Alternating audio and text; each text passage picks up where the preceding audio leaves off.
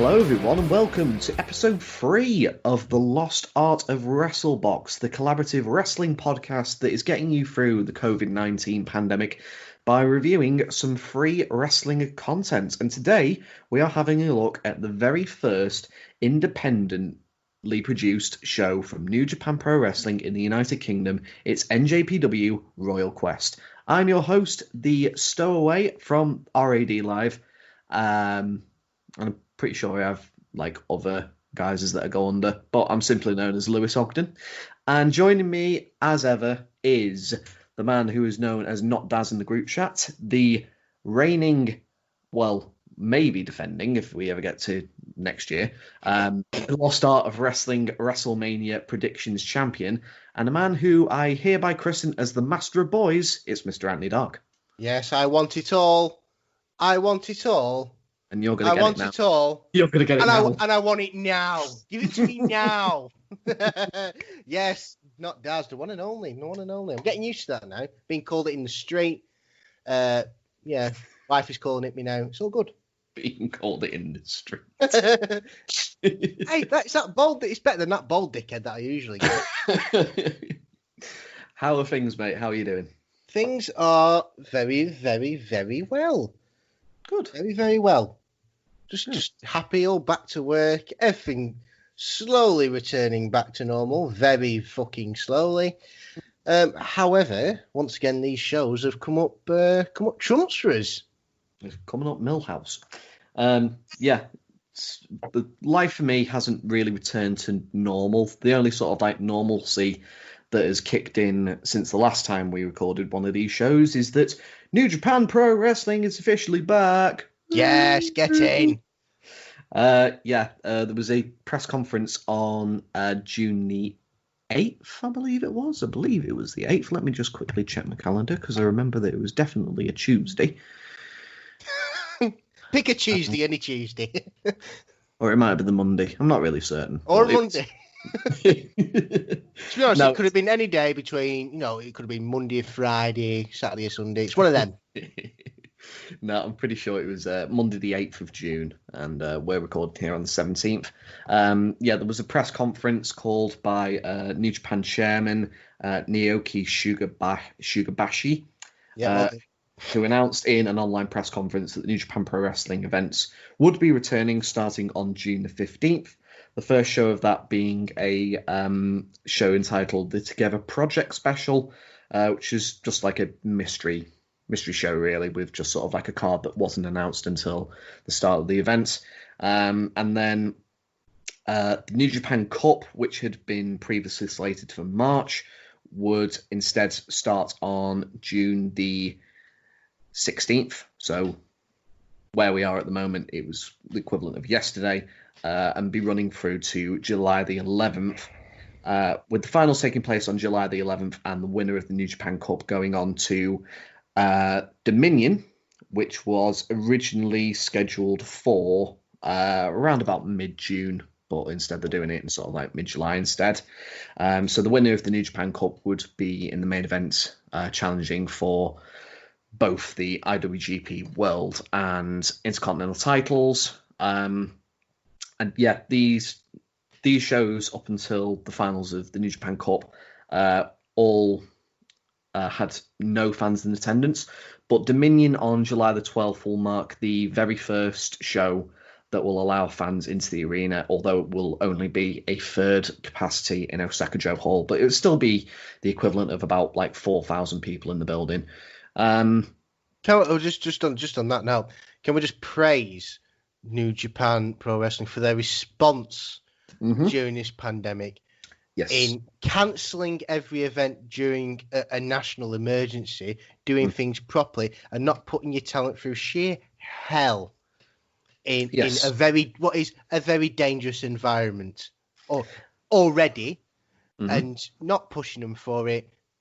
Whizzed it straight away. We'll get back once it's safe. It's safe now. Hallelujah. New Japan are doing it right. Get your eyes on that telly, people. Get your eyes on that telly. Yeah. And you've got to bear in mind as well that New Japan Pro Wrestling is not a multi-million-dollar company. It's, because there was a update that Harold May the president of New Japan issued probably about a month before this whole press conference came up with, and he just basically it was like a 10-minute video. It's available on the New Japan YouTube page, and it was literally just a case of like, until Japan lifts the national state of emergency, lockdown that is across the whole country, we won't be doing anything. There won't be any job cuts. We won't be doing any shows, but everyone, it will be secure in keeping their jobs. And even when we do return, there will be sort of like strict guidelines, strict processes. Like even the shows that I've been watching over the past 3 days, like about halfway through the shows, they'll have like a little like 5-10 minutes where they'll sort of like go off camera, and they just call that, it's literally just so the ring hands can just clean and disinfect the ring ropes, ringside, wherever really. And I mean, if you put into comparison what a certain other company is doing at the moment, it really puts them to shame. Yeah, I'm going to say on that note as well that other companies in AEW who I know have put those things in place themselves to an extent. Obviously, they've taped everything, but they do that where they've been taping in Jacksonville, the arena Jacksonville, the American football team play for. I can't remember the name of the stadium. That arena is essentially biosecure, from what I've been told. They check temperatures in and out. They are allowed to wear face masks. Again, unlike another company, they are allowed to wear face masks. They're allowed to say no and stay home. There's a nice little freedom. Again, nice wrestling companies to work for, and not being pushed through a meat grinder, so to speak. And how many people did New Japan release over this? I believe it was none. I might be quoted as being wrong, but yeah, AEW released none. How many did that other company? About, what was it? And it's upper hundreds if we're including writers and God knows what else. I don't know if I go into the hundreds, but like it's double figures, definitely. Yeah. When we all know, let's be honest, they didn't really need to. Yeah. But anyway, Sodom. Yeah. Well, Sodom. You won't see this company have a very high-ranking director saying that if you wear a mask at our events, you're not a real fan. But hey ho, that is. Yeah. Stop giving that man money, people. Yeah. Unsubscribe. Do that. Subscribe to this New Japan thing. Let's go. He's got plenty of money to fix his fucking Bucky beavered motherfucking teeth. But hey ho. What were we doing again? So yeah, New Japan Pro Wrestling is officially back. As I say, I've watched the 3 shows that they've produced so far. So the events that have taken place on the 15th, 16th, and 17th of June. I'm probably going to be doing a separate podcast, sort of like to the side, just basically giving my thoughts on sort of like these events, because they've only really been sort of like shows that have lasted 2, maybe even just under 2.5 hours, so they're easy shows to watch. And yeah, you can get my my views and thoughts on the matches that take place on these events. But that's all the event we're talking about today. We are talking about New Japan Pro Wrestling Royal Quest, which took place at the Copper Box Arena in London on the 31st of August 2019. Now, the Copper Box Arena was one of the venues that was showcased or played host to the 2012 Summer Olympics. So there's a nice little... Nice to see some of that shit still being used. Yeah. It has some use outside of... something that happened nearly 7 years ago at this time. Glorified sports day we had. Yes, indeed. Attendance tonight is a near sellout at 6,119, which, I mean, just shows the kind of popularity, particularly when you factor in that it's one of the highest attended events for any non-televised promotion in the UK. I mean, that really, for me, just sort of...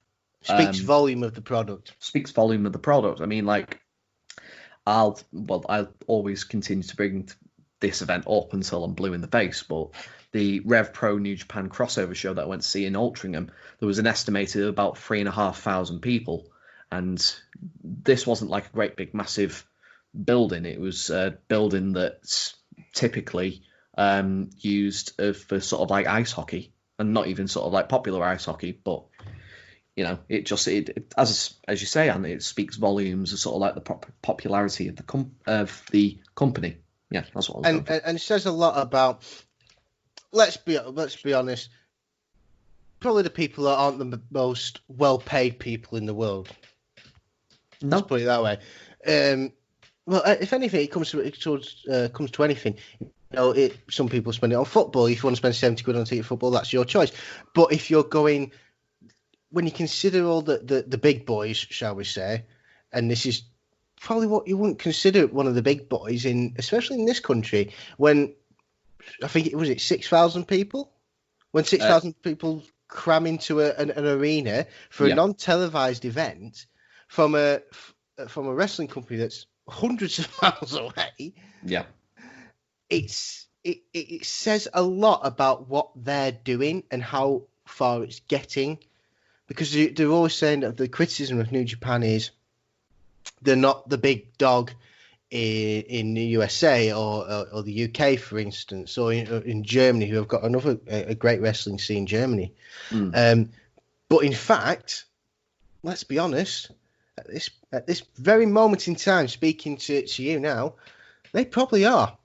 They probably are the big dog now. They probably are, especially in wrestling fans. Wrestling fans, yes. In terms of hardcore popularity, I mean, like, I mean, you know, you probably get sort of like your odd fans when WWE come over to do sort of like the European tour, but I can't really say that they're proper diehard fans. Whereas, I mean, you can tell at points throughout this event that there is like a passion there. There is like an understanding of the product. You are going to go to this show if you're at the very least familiar with New Japan Pro Wrestling. It's not a kid's day out. No. It's not a kid's day out. Definitely not. Go that way. No. So commentary team tonight is Kevin Kelly and Gino Gambino, one of many back players in the Bullet Club, officially. I just want to make mention of the production values for this show. Now, it's very clear, at least in my eye, that the majority of production is being used by recording equipment that you would normally see on Revolution Pro's streaming service. And I say that because the show opens up, there's like an opening package. It's sort of like shows highlights from the finals of the G1 tournament, and then clips from the Madison Square Garden show with the G1 Supercard, and then like clips from the Australia tour, and then they do a full rundown of the 8 match card, and then literally as like people are making their entrance for sort of like the opening contest, they cut to where Kevin Kelly and Gino Gambino are doing commentary, and there's no audio feed. So you're literally looking at these two commentators doing their best you've just got to basically be an expert lip reader to try and figure out what they're saying. Someone throw a chalk and a fucking blackboard. Yeah. And then, I mean, like the production values, they eventually get the microphones working, but I mean, it does go again, doesn't it? It does go again at some point. It goes a couple of times because, like, Gino Gambino's like microphone quality is relatively fine, but Kevin Kelly's is freaking woeful. It's as if you sort of like you've got the microphone volume turned up way too much, and it's just sort of like blowing the headsets off of people, and then it sort of it goes. I think it's like the third match where the commentary like cuts out, and then you can only hear Gino Gambino, and then Gino hands it to Kevin Kelly because he's the play-by-play guy, and then I don't think it's like gets to like the very end of the fourth match until we get like both commentators on, and yeah, I mean even the Northwest-based wrestling promotion, which will go unnamed, they got to a stage where their production equipment was subpar, and then they invested in it, and the quality got significantly better. And I think it would literally just be a case of like either Rev Pro gets better recording equipment, or New Japan Pro Wrestling dig a little bit deeper into your pocket, pay whatever subsequent airfare you need to get your equipment over. Because the thing is, if you're somebody who's never watched New Japan Pro Wrestling before and you watch this event, you'd marvel somewhat at the in-ring action, but at the same time you'd just be like, God almighty, sort of like the production side of it is woeful. And the thing is, I can tell you from watching multiple New Japan product that is on the other side of in the Orient, and I can tell you the production equipment, the production as a whole is next to none, really. It really, really is. But it leaves a bad impression when you're using subpar equipment, really. Would that be possibly a reflection on how? Now, I don't want to dumb this show down by any stretch of the means, but how New Japan possibly took this event. If they took it seriously, do you think they would send all their stuff over? Do you think? Or because they thought, they've got it over there, it'll be fine, no worries, sort of thing, and sort of just like stretched it? I don't know. I think there's probably a case for sort of like both sides of the argument, but without knowing sort of like specific details, I couldn't tell you, to be honest. But I just felt that it would have been, I felt it would have come across as sort of like taking your product a little bit more seriously if you had the like proper, your proper high quality equipment that you're so used to. Yeah. So opening package, I really liked this. I particularly liked the full rundown of the 8-match card.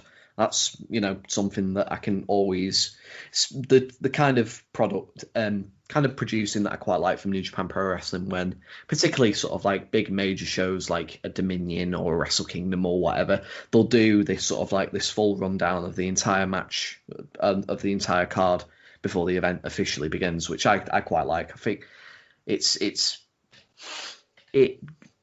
gets you sort of like invested, and you sort of like, we got this match and this match on this show. Thank Christ, I'm freaking watching it. Woo!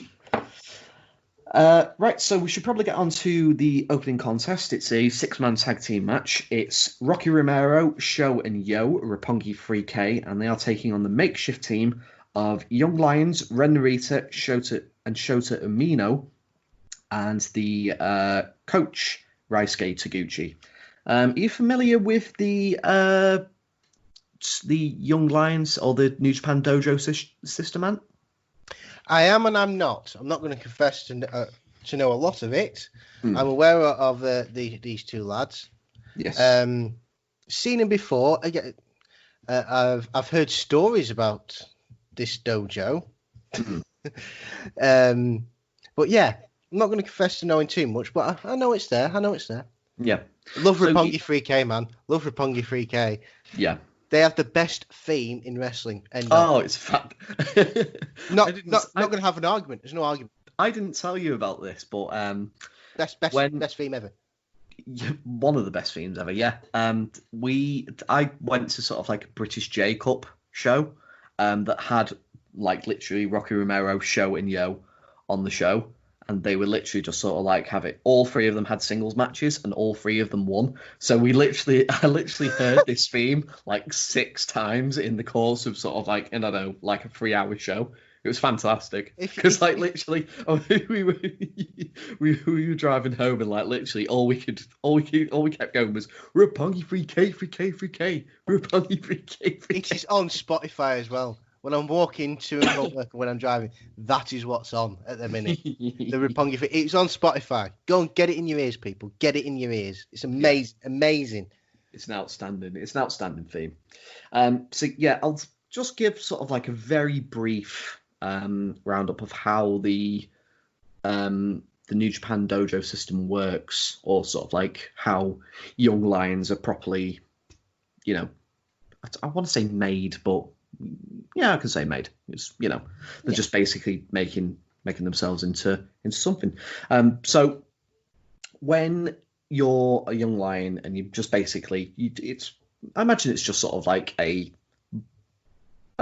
wrestling school, really. You go in there and you train and you're learning stuff, and then when like trainers think that you're you're ready, they'll sometimes be put on sort of like maybe a dark match, or sort of like the opening match on an actual B-level sort of like New Japan show, and they'll go out there and have like a very simple, very basic, like 7 or 8 minute match.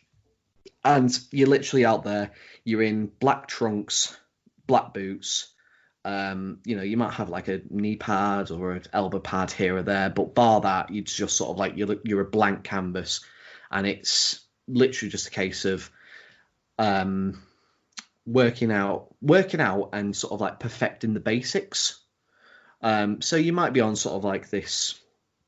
You might be on this circuit for like a year, maybe a little bit longer, and then sort of like the powers that be at New Japan will just be like, right, you need to go either to Europe or to the UK or to America or Mexico, go on the circuit there for sort of like a year or two, and just sort of like get as much experience in as you can, and see if you can find out creatively if you can come up with a character that, for sort of like when you come back to New Japan Pro Wrestling, you've got that character and you can hit the ground running and try and make a name for yourself.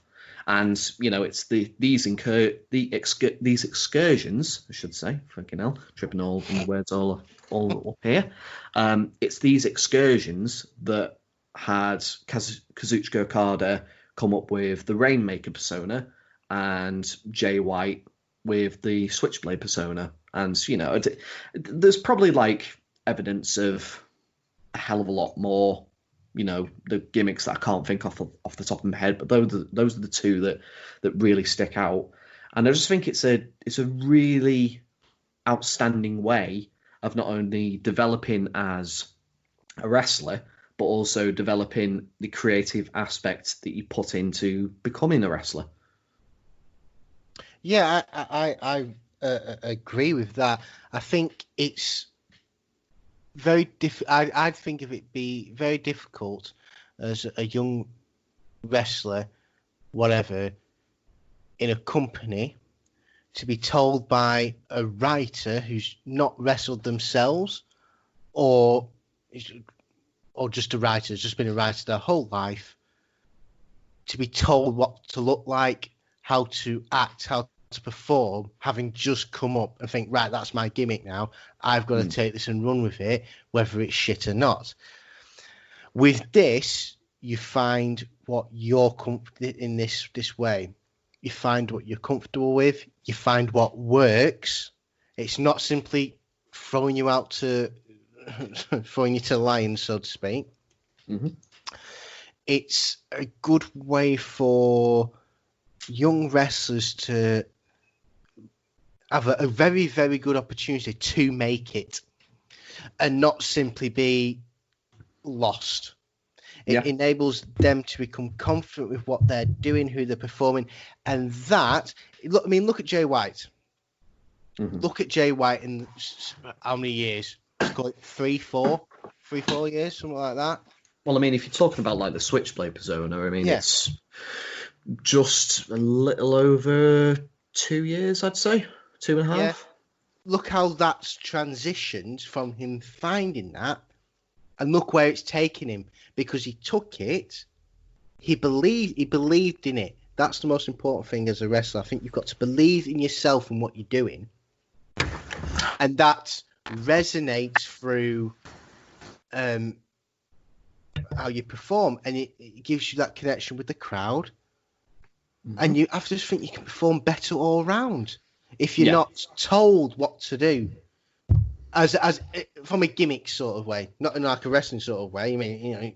You're taught how to wrestle, but in a gimmick sort of persona sort of way, I think it's so much better if you go out there and find it yourself rather than sit backstage, wait for someone to tell you what to do and what to act, what to wear and how to wear it.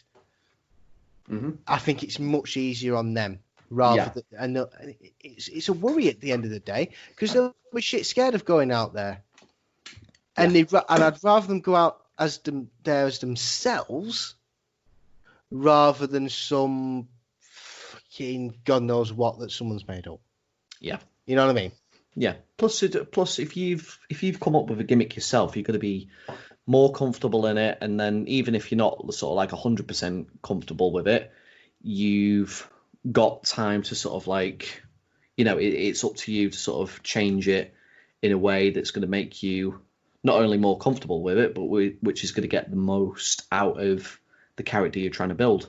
I just think it's a great way. It really is a great way of sort of like, I think not only, as I say, just the Young Lion system is just it's an outstanding way of sort of breaking somebody into the business, and it not only breaks them in properly, it's sort of like it weeds out the creative, the people who are going to be most creative, and you know, given the sort of like the couple of young lions that we've got in the ring for this particular match alone, it really speaks sort of like volumes of sort of like the potential talent they've got that can set them up for the next 15, 20 years, which is the scary thing. Am I right in saying that Shota Umino is Rechu's Uno's son? Yes, he is. See, I know what I'm talking about. Mm-hmm. Yes, you do. So that was fucking condescending, wasn't it? I don't mean it to be, honestly. So the match kicks off. Yo and Umino kick off the match as the crowd chants "Shooter," and this is just in reference to how he was John Moxley's basically driver for Moxley's run in the G1 tournament. So they had a match. They had a very short match at Dominion, and then Moxley just basically took him under the wing and sort of like, I like this kid. It's like I like this kid. I'm going to take him under my wing. And it's really funny thing. It just sort of like he's sort of like helped him backstage, and they've gone into sort of like the interview area, and sort of like Moxley's there going to cut his promo, and he hands Umino the US title, and Umino just sort of like flops to the ground, and Moxley's there just sort of like, I like this kid, you know, I reckon he can drive me around. He's like, and he looks down and he's like, can you drive? Gets no response, and he just goes, he can drive. And it just referred to him as Shooter. So that's in reference to what the crowd are chanting. Roppongi 3K work over Shota as the audio levels continue to go up and down and up and down, which is, you know, a bugbearer on this show. Taguchi tags in, utilizes his funky weapon, aka just continues with flying hip attacks. There's a lovely overhead belly-to-belly throw by Ren Narita on show. There's a lovely roll away from the ropes into a clover leaf also from Ren Narita. There's a stiff exchange between the two, and then a deadlift German suplex from Show leads to a kick out, and then Show immediately hits the lung blower and picks up the win for Roppongi 3K in 8 minutes 19. I thought this was a pretty fun way of opening up the show. It was a very fun way of opening. A very good opening. I must say you've got you recognise people in there that you know who are pretty big and they're gonna kick it off right, and you've got your young lads in who you're bringing through. It was right. It fitted really, really well. Indeed. So we'll move on to match number 2. It's the Golden Star and the winner of the G1 29 tournament, kota-ibushi, and his tag team partner, Juice Robinson, and they're taking on the Bullet Club duo of Yujiro Takahashi and Hikuleo. I've got to be honest. I'm used to Yujiro Takahashi. His gimmick is the pimp of the Bullet Club. Like, he comes out, he's got his leather jacket on. Who's that lady he comes out with? Peter. It's like, her name's Peter. It's like it's spelled P-I-E-T-R. She's got an Instagram. Trust me. Right, search that shit. I'm married. I can't search that shit. You can. Just say it's fun for both of us. No, that's not how marriages work, mate. That's not how that works. No. She's not doing it right then. There's many things I do not right. Can I just say, this, I knew this match would be a bit iffy when Juice Robinson came down the ramp and gave the single worst high five to a fan I've ever seen in my entire freaking life. He glances the fingertips. Oh, I've seen worse. I've seen worse attempts at a high five. But acts like he's connected properly and he's really hyped up. I was just like, why don't you could go back and do a proper one. That'd style it out a bit better. But yeah, I knew this match was doomed from that moment on. It was doomed.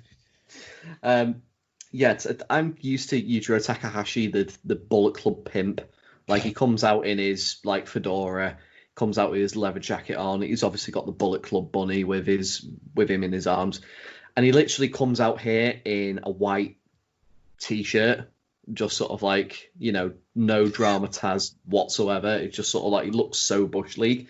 And I felt sort of sorry for Hikuleo, who's the younger brother of the Guerrillas of Destiny, because before obviously the whole outbreak, he was he's like another young lion, and he was in Excursion at Rev Pro in the UK, and I will sort of like give him his dues. You could tell he was related to the Guerrillas of Destiny, because he just had the sort of like the swagger, the sort of like the creative, well, not creative, the charismatic swagger that the Guerrillas of Destiny have.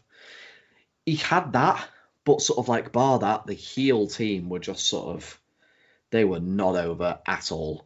No, it didn't go well. Did not go down well. No, it didn't. We didn't have a chance to talk about Juice Robinson properly at the G1 Supercard, because, let's be honest, the match he was involved in was incredibly forgettable. But you look at Juice Robinson, and you literally have, there is evidence of like, WWE is not the be all of end all when it comes to making it in professional wrestling, because Juice Robinson, he had a very forgettable hippie gimmick, CJ Parker in NXT. He was released, I think around sort of like early stages of 2015, because I know sort of like his last high profile thing that he did was put Kevin Owens over in his NXT debut. And then I think he sort of like, he took like a year out, and then sort of came back, found a gimmick, sort of got over quite well in New Japan. He's held the United States title there a couple of times, and he is over to an extent in that promotion, and it's nice to see that not everybody who either leaves WWE or gets released by WWE doesn't flounder. They can actually flourish if they get sort of like the right opportunity and the right mentality. Yeah, I mean, this man has really found a niche. He's really found himself in New Japan, and I love it. I think it's really, really good to see. He's not taken the hit of being released by WWE, gone on whinged, gone on the independent scene and lost it and not to be heard of again. He's taken it as a, right, I'm going to fucking show you lot what I'm fucking made of, and I can be a wrestler. And he's not necessarily doing it for that. He's doing it for himself as well. And he's turned out to be a two-time IWGP United States champion, and has won the IWGP Tag Team Championship with David Finlay. Yeah. He's gone on to do which are pretty big things. Let's be honest, they are pretty big things in that. They don't just hand titles out over there. It's not. They just don't just hand titles over for the sake of a storyline. They don't just give people titles. You've got to have something about you to get a title in New Japan. And he's got it.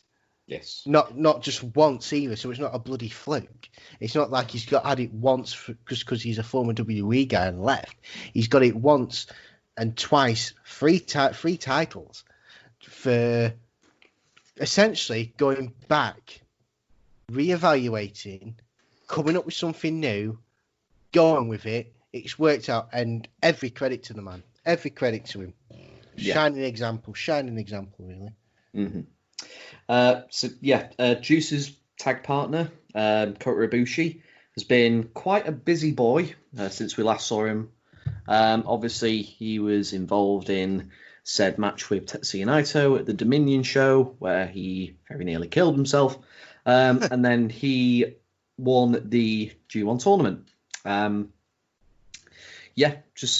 Beat Kazuchika Okada on the last of the block days, and then defeated Switchblade Jay White in the finals. And just basically the winner of the G1 tournament is the number one contender for the world title at Wrestle Kingdom.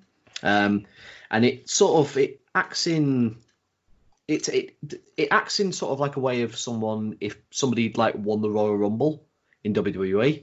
You might have sort of like on the pay-per-view in between the Royal Rumble and WrestleMania of just sort of like defending that opportunity, and he does so. And what I quite like as well is that he defends the opportunity twice, and he defends the opportunity against the two people that beat him in the G1 tournament.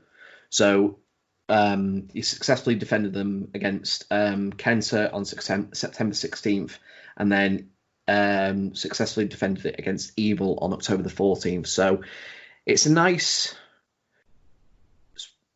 sort of what's the bloody word I'm trying to freaking find here? Oh, that's it. Yeah, so it's nice continuity. Sort of like, if you get beaten by anybody in the G1 tournament, but if you end up going on to win that opportunity, you defend it against the guys who have actually beat you in said tournament. Kota-ibushi, he's called the Golden Star for a reason. Yes. Because this bloke is in amazing shape for 38 years old. The man looks 21. I mean, it's incredible. Yeah, it's incredible. I mean, sort of like in the next match has Taiji Ishimori, and he is fucking ripped to shreds. Yeah. And like Kota-ibushi could probably sort of like could probably hang with him in terms of well conditioned, like physically, stunning looking. This sounds really dodgy. It really does. Well, I am the owner of boys. It's rubbing off on me. Bring me up another boy. I didn't really have that much to say about this match because it was the only thing I had to note about this match was, bar the finish, was that the faces were over but the heels really weren't.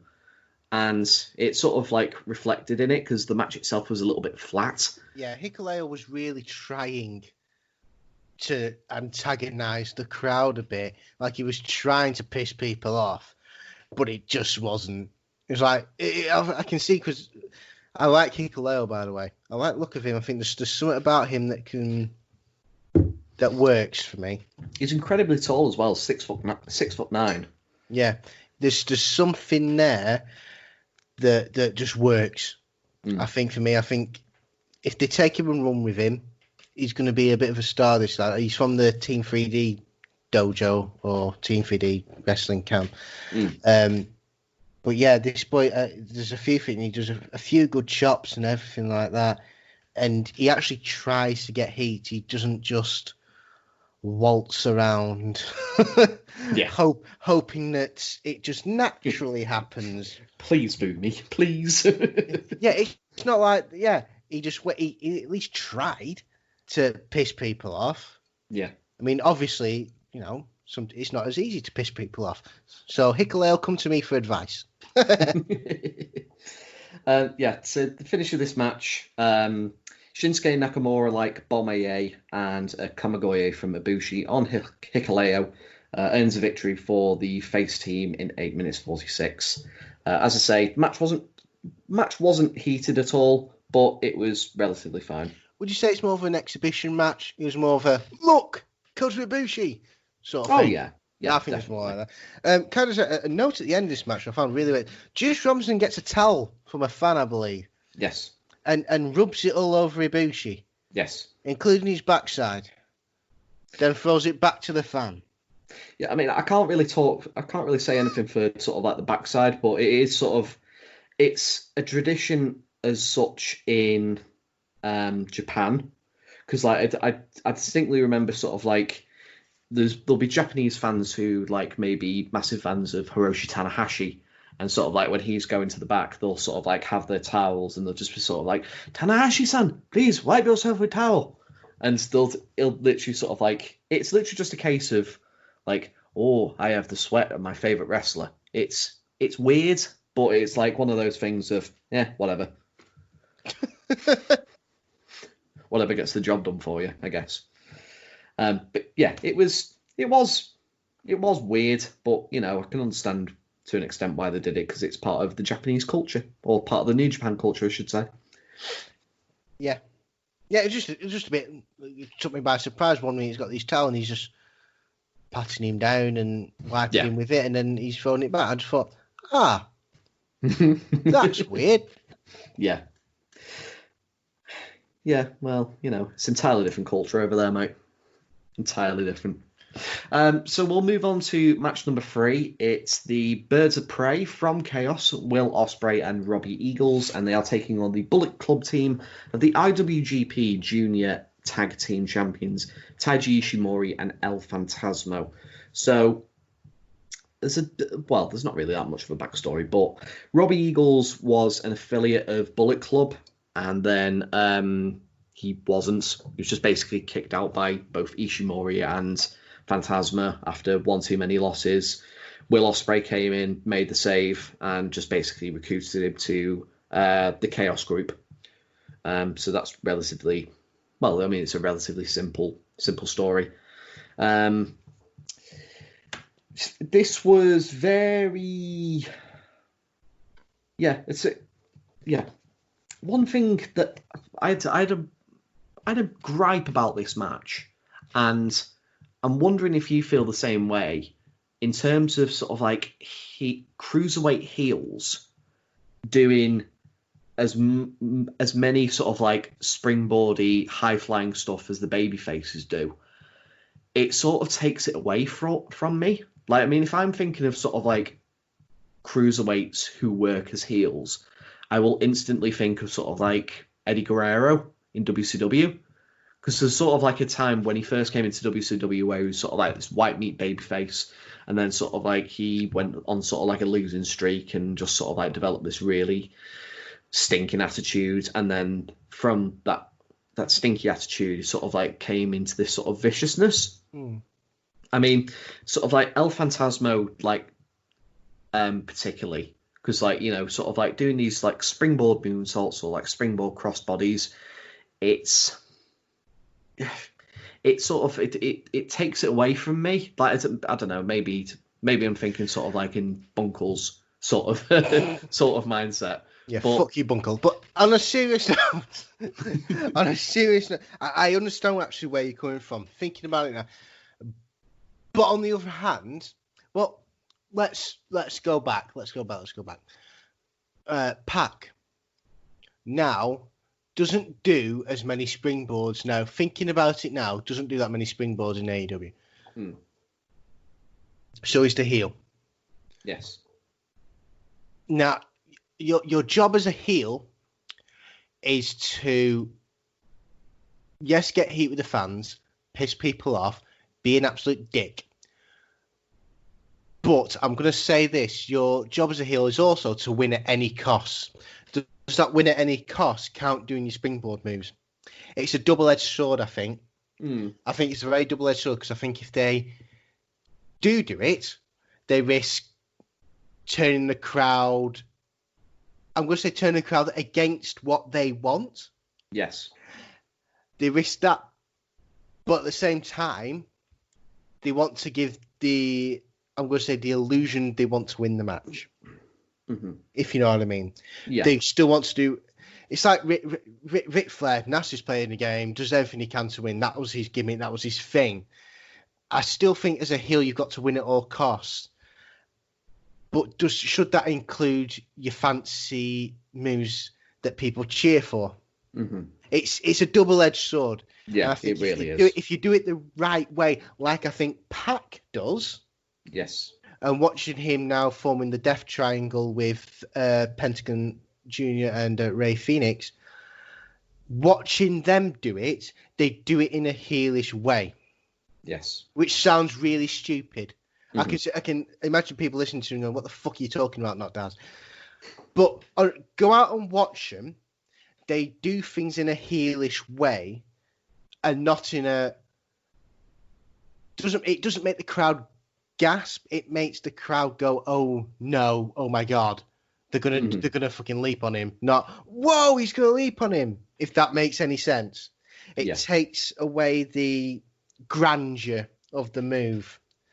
And I think especially with Phantasmo, because I think he is a good heel, but he's a very good wrestler. Mm-hmm. It same for Taiji Ishimori. They're very good heels, but they're very good wrestlers. And I think it cancels the other out sometimes. Mm-hmm. I think it does cancel the other out. I mean, there's good heel spots from the heel team in this match. Like, there's one that comes to mind where I think it's Robbie Eagles is tied up in the Tree of Woe, and Ishimori and Phantasma are in the opposite corner, and they both run at Eagles in the corner as if they're going to do sort of like a double drop kick, and when they get sort of like close to Eagles, they sort of like they climb the ropes and both like do I think it's the old Edge and Christian spot where they sort of like do the double foot and place it like right into the groin and just sort of like pose. I've called it Bullet Club with the foot on bollocks. Yeah. the foot on bollocks. That's the equivalent of it. The FOB. Yeah. Motherfucking FOB. So there was good heel bits here and there. Like, I like the way that they were sort of like utilizing the back rake, because the back rake is sort of like a very old school way of getting heat. So there was good bits here and there, but I just felt like during to steal a stupid Sexy Flinders reference, when they were doing sort of this flip-de-doo rigmarole, it took it out a little bit for me. But I literally, I think, as you say, it is a double-edged sword. You're damned if you do and damned if you don't. Yeah. And especially with, I'm going to say, when Ospreay and Phantasmo were in the ring, the chemistry between them two, I mean, only for the short time they were in the ring together, you can sort of feel, give these guys a 20-minute match. That's what I want to say. Possibly a 30-minute match. It's so quick and so smooth. Well, they didn't they face each other? Yeah, in the J. Oh, what was it? There was one at the Super J Cup, but then they did have a match They did have a match in for the IWGP Junior Championship, and I think it was King of Pro Wrestling. But I'm just having a look at it now. Yeah, I'm sure they have faced each other before, but the chemistry between them two is amazing. Yeah, it's King of Pro Wrestling. That was what it's. That's one of the matches that I can remember them having. But they are incredibly. They're incredibly quick. They're incredibly smooth, and they hit all their spots whenever they're in the ring together. But I think these are two guys. I think now, forget Ishimori and Eagles for 1 minute. Phantasmo and Ospreay, and I've said my thoughts on Ospreay before. I look at Ospreay and I think you are destined to be on a weekly TV show at an American promotion one day. I do feel, however, because I was watching this, I was trying to find how I do feel about Ospreay. He is so good. And how many times have we seen wrestlers go to major promotions from New Japan that have been great and they've just been shrunk down to mid-card and forgotten about? How many times have we seen that, Anthony? Yeah, I know. But I look at Ospreay and I just feel he's turned down WWE. So I'm going to say he doesn't want to go there because he's seen what happens to his old pal Ricochet, because boy, who did he piss off? Boy, who did he piss off? Seriously, watch what happened after Crown Jewel or whatever the fucking hell show they have all there. And so I feel Ospreay's got at some point go to AEW, because that's, let's be honest, that's the only other option outside New Japan. If he's going to leave New Japan, he's going to go to AEW. I just want to see him on a week. If he wants, that's if he wants to go down that route. But I could see him doing the equivalent of what Okada's done, Tanahashi's done. I could honestly see him making a career for himself in Japan. And every credit for him for doing so. I just want to see him. I think he can up his game another level. I think he can be. We always talk about the guy in the promotion, the guy. At the minute, who's the guy in WWE? It's fucking Drew McIntyre, in my opinion. He is the guy. He's charismatic. He's a great wrestler. He does everything well. I think Will Ospreay can be at that level and more. I think he can go above what Drew McIntyre is doing. I honestly believe he can go above Roman Reigns in terms of notoriety, because I'm not being funny. If you've got a major wrestling promotion that does tours in the US, tours in Japan, tours in the UK, you've got to choose a figurehead. Will Ospreay can be that figurehead. He can be that figurehead, and I want to see him be that figurehead. If he wants to take New Japan to that level, go for it. Beg for them tours in the UK. Beg for them tours in America. Just go all out with it, because he can be that figurehead. It's sort of like what Kenny Omega was. Yeah. Again, because he could speak both Japanese and English quite relatively fluently. Yeah. He was that bridge. That's why he's so popular in America. And I think he got more fans watching New Japan than AJ Styles did. In all honesty, I genuinely think that. He bridged that gap, and he also probably got more Japanese wrestling fans watching Ring of Honor, NWA. That's the power that these wrestlers can have. I believe Will Ospreay can be that guy, not floundering around in some tag team battle in the middle of the card. He's up there. He can jump as high as he wants to. I honestly believe that, and I want him to. I want him to be the IWGP heavyweight champion. I believe he will do that. He needs to be that figurehead where the big companies like WWE and AEW look at and go, oh shit, we need to do something. We need to up our fucking game, because this lad is cruising around our fucking territories, being the most popular person in wrestling. We can't have that. We need to have the most popular person in our company be the most popular wrestler in the world. Not this bloke from some other. He needs to be that, and I think he can be that. I hope he will. Well, I don't see any reason why he can't be. And the thing is, like, I mean, I've said it for like nearly a year that, it's kind of mean to say sort of like he's wasted in the junior division, but he is wasted in the junior division. He is wasted in the junior division, and when you think of sort of like the fact that he has the potential to be sort of like the next big main eventer, he's only really sort of like scratched the surface in terms of doing stuff in the heavyweight division. Like he's like at this moment in time, he's been never Openweight champion, but he hasn't challenged for sort of like the like the Intercontinental title. He hasn't like challenged for the world championship.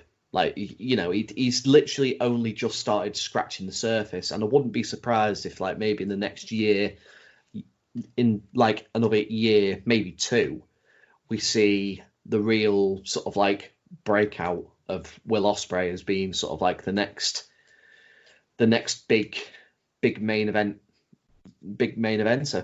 He should be that. He should be. I think. Well, 2020 is a write-off as far as any progression in any sport. Never mind wrestling, is a write-off in everything, apart from Liverpool fans. Yes, but I want to see in 2021, in 2022, I want to see him go for the Intercontinental or the heavyweight title. Yep. At the very least, if he's still floundering around in that junior division doing, I don't want to say crappy little tag matches, but mid-card tag matches, what is he doing there? What is he doing? That's my worry. My worry is he's going to stick to it. I wouldn't have a worry of him being stuck in the junior division. I think if there's going to be any worry, it'll be the case of like he might be sort of never open weight division or on the cusp of challenging for the Intercontinental title, which, you know, no disrespect to the never open weight title, but you know, it's a certain level of importance. Like it's sort of middle of the park, whereas your IC and your world titles are sort of like on a different bracket. On a different bracket. So yeah, this match was incredibly fast paced. As I say, the exchanges between Ospreay and Phantasmo were really goddamn slick and quick, and they just nailed it every single time.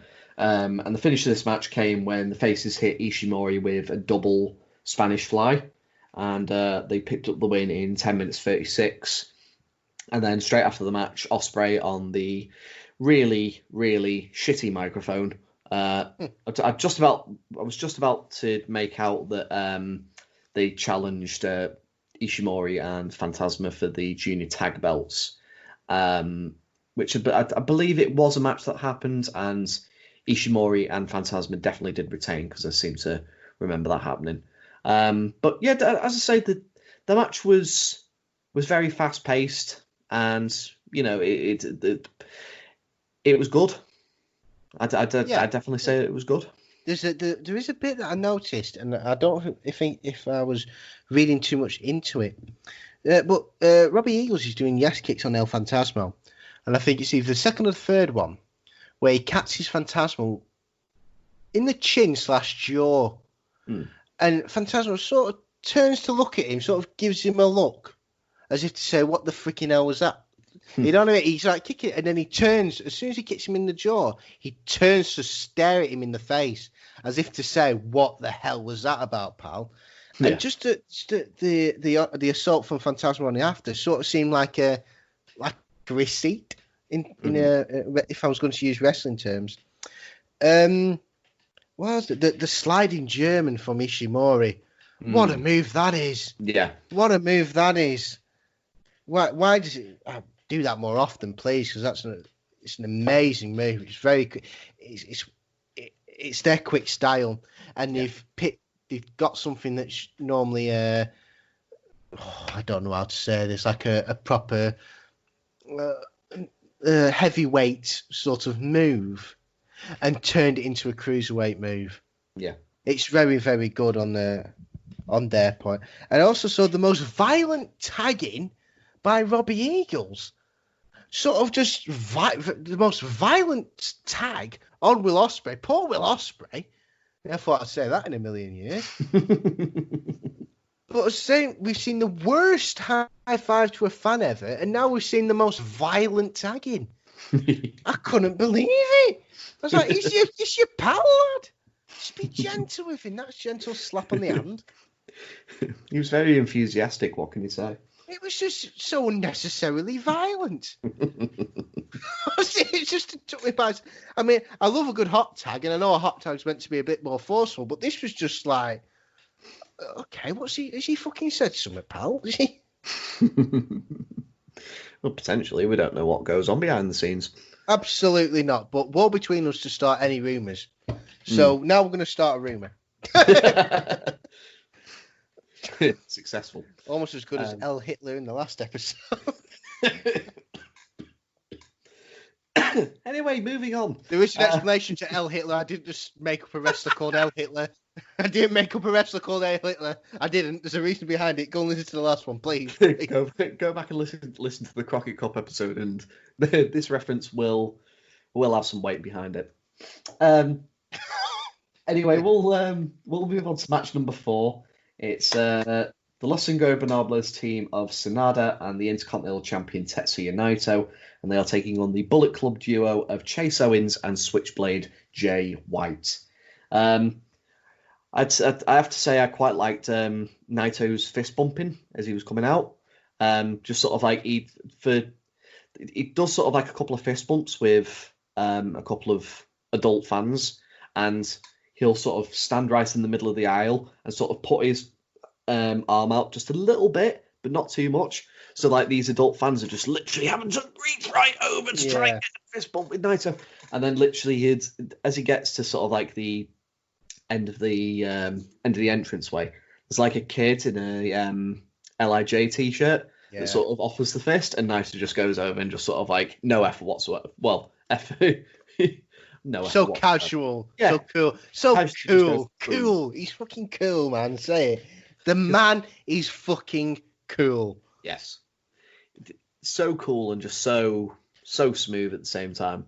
I think there's like there was a video that popped up when New Japan did the America tour, which included the last US appearance of referee Tiger Hattori, and can't remember, it was either the first or the second show, but there's sort of like a tiny little kid, like probably not even 4 or 5 years old. He's literally sort of like stood at the barricades, just sort of like his fist out in sort of like the normal LIJ pose, and Naito literally just sort of like does what football players have been doing recently. He's like literally took a knee, did the whole sort of like, double fist on sort of like the chest, and then like did the fist bump with this kid. It's sort of like it's what I like to see in pro wrestlers. Pro wrestlers taking the time to like fully give, particularly young fans, like the interactions that will give them memories for years to come. Yeah, I mean we know how I feel about Tetsuya Naito. I think he's one of the best wrestlers in the world. I think one of my favourite, if that's not my favourite wrestler at the minute, is Tetsuya Naito. The man's so charismatic. He does everything inside the ring. He's just it's entertaining, it's mesmerising, it's fantastic to watch. Love it. You've got to watch Tetsuya Naito. If you want to know what New Japan's all about, just got to watch one or two guys, I think. Okada, Naito. Yeah. Watch them two. You know what's going to happen. This match, I'm going to say this. As we know, I watch all these free shows with my wife. Mm-hmm. And she's becoming a bit more aware of these wrestlers. And when Tetsuya Naito was making his entrance, my good lady wife said, "Is that psycho, that one that breaks necks and stuff?" But I mean, is that the one who fought kota-ibushi in the G1 Super?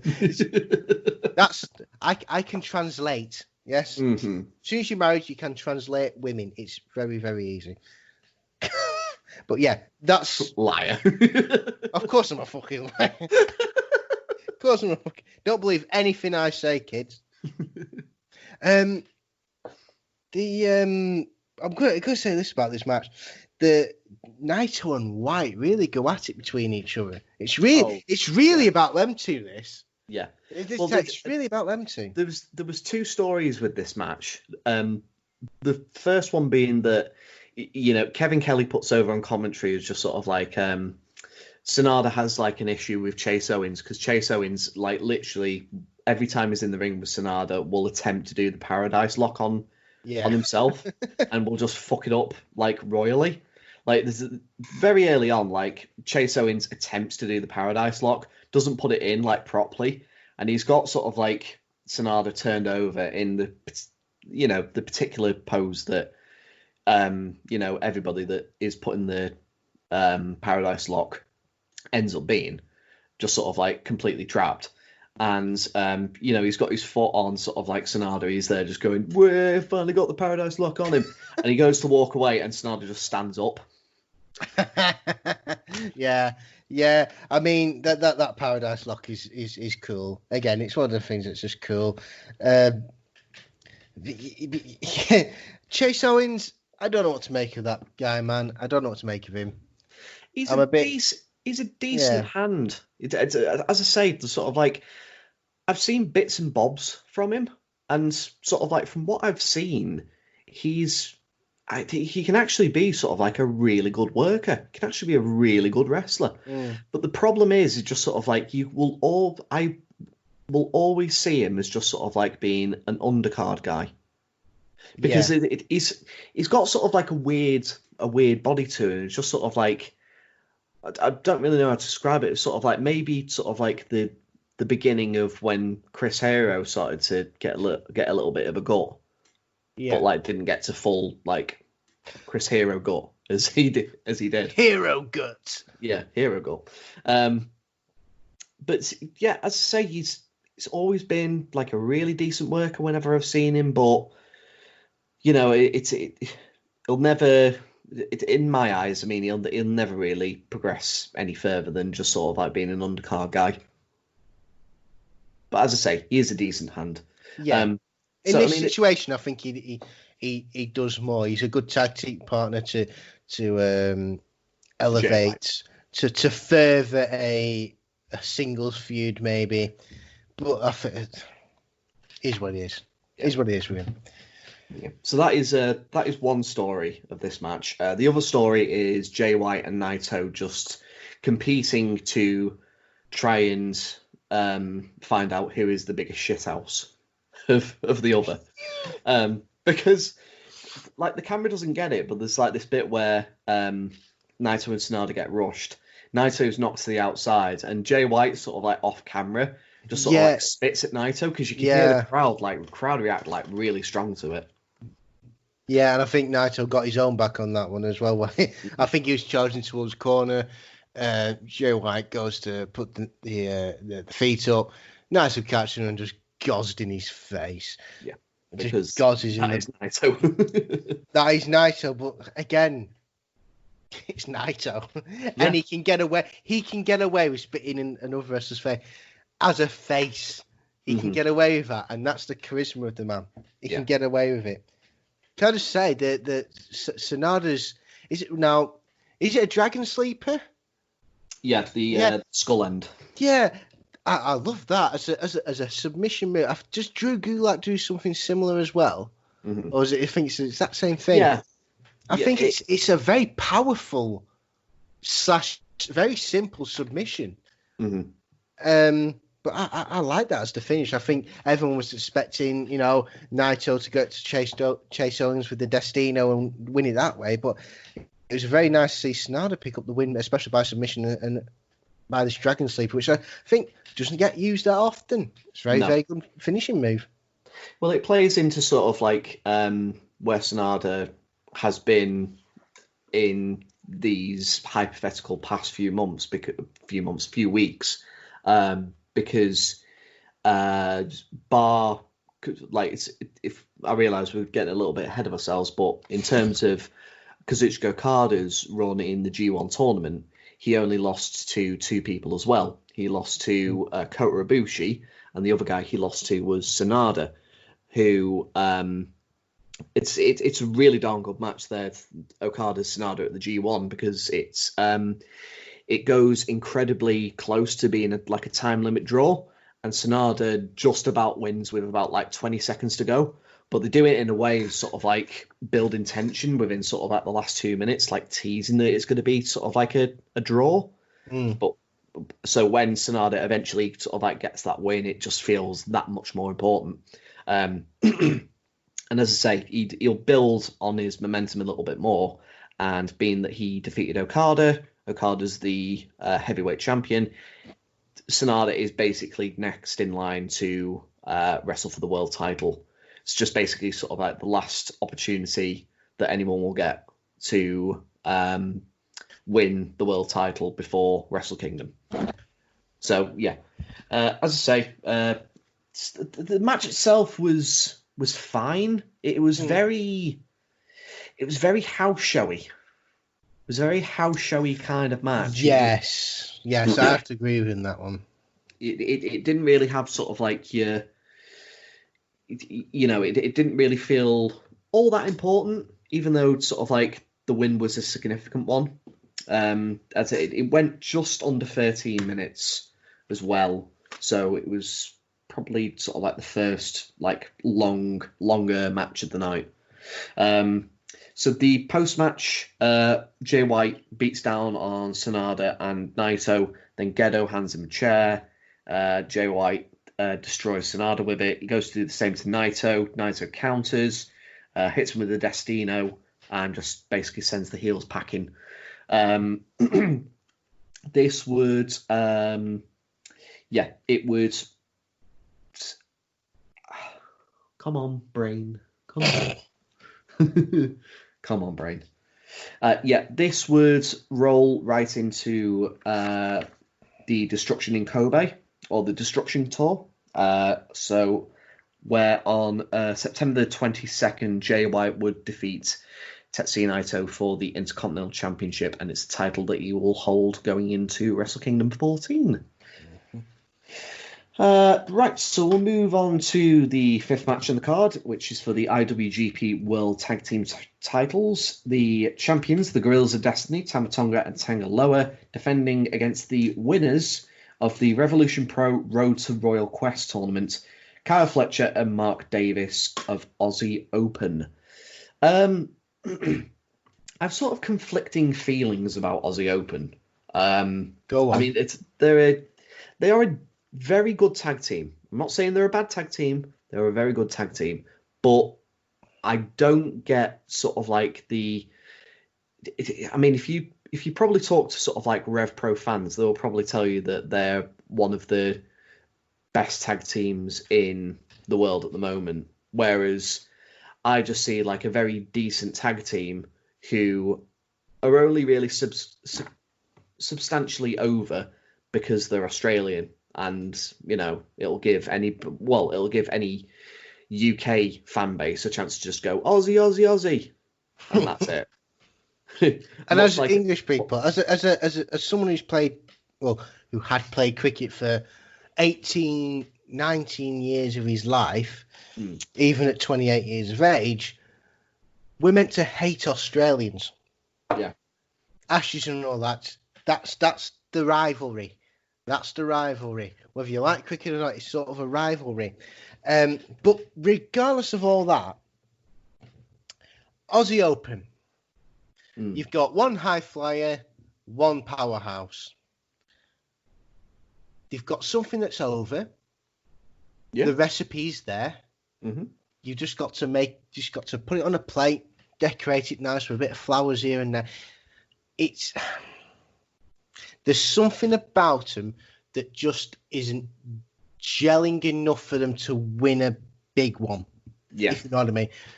There's enough about them to be popular with fans.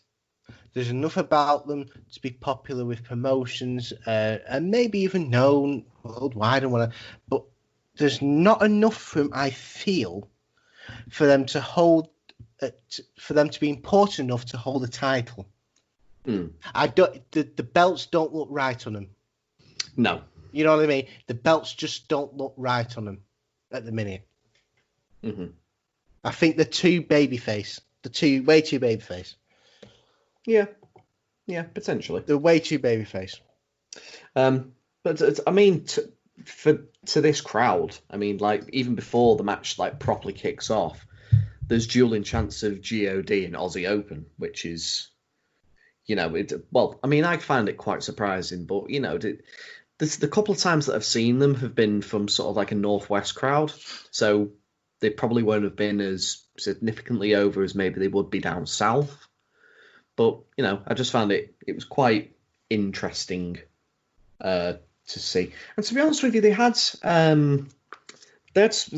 quite a couple of like good tag team maneuvers. Like there's a bit sort of like in the middle of the match where Mark Davis does sort of like a double underhook, lifts, I think it's Tangaloa up, and then sort of like Cal Fletcher's right in front, and so they sort of like position him in a way that Cal Fletcher is able to do sort of like a sit out spine buster. Thought that was really cool. Don't they do it? I think they do a lovely sort of a fireman's carry into a cutter at some point, from what I remember.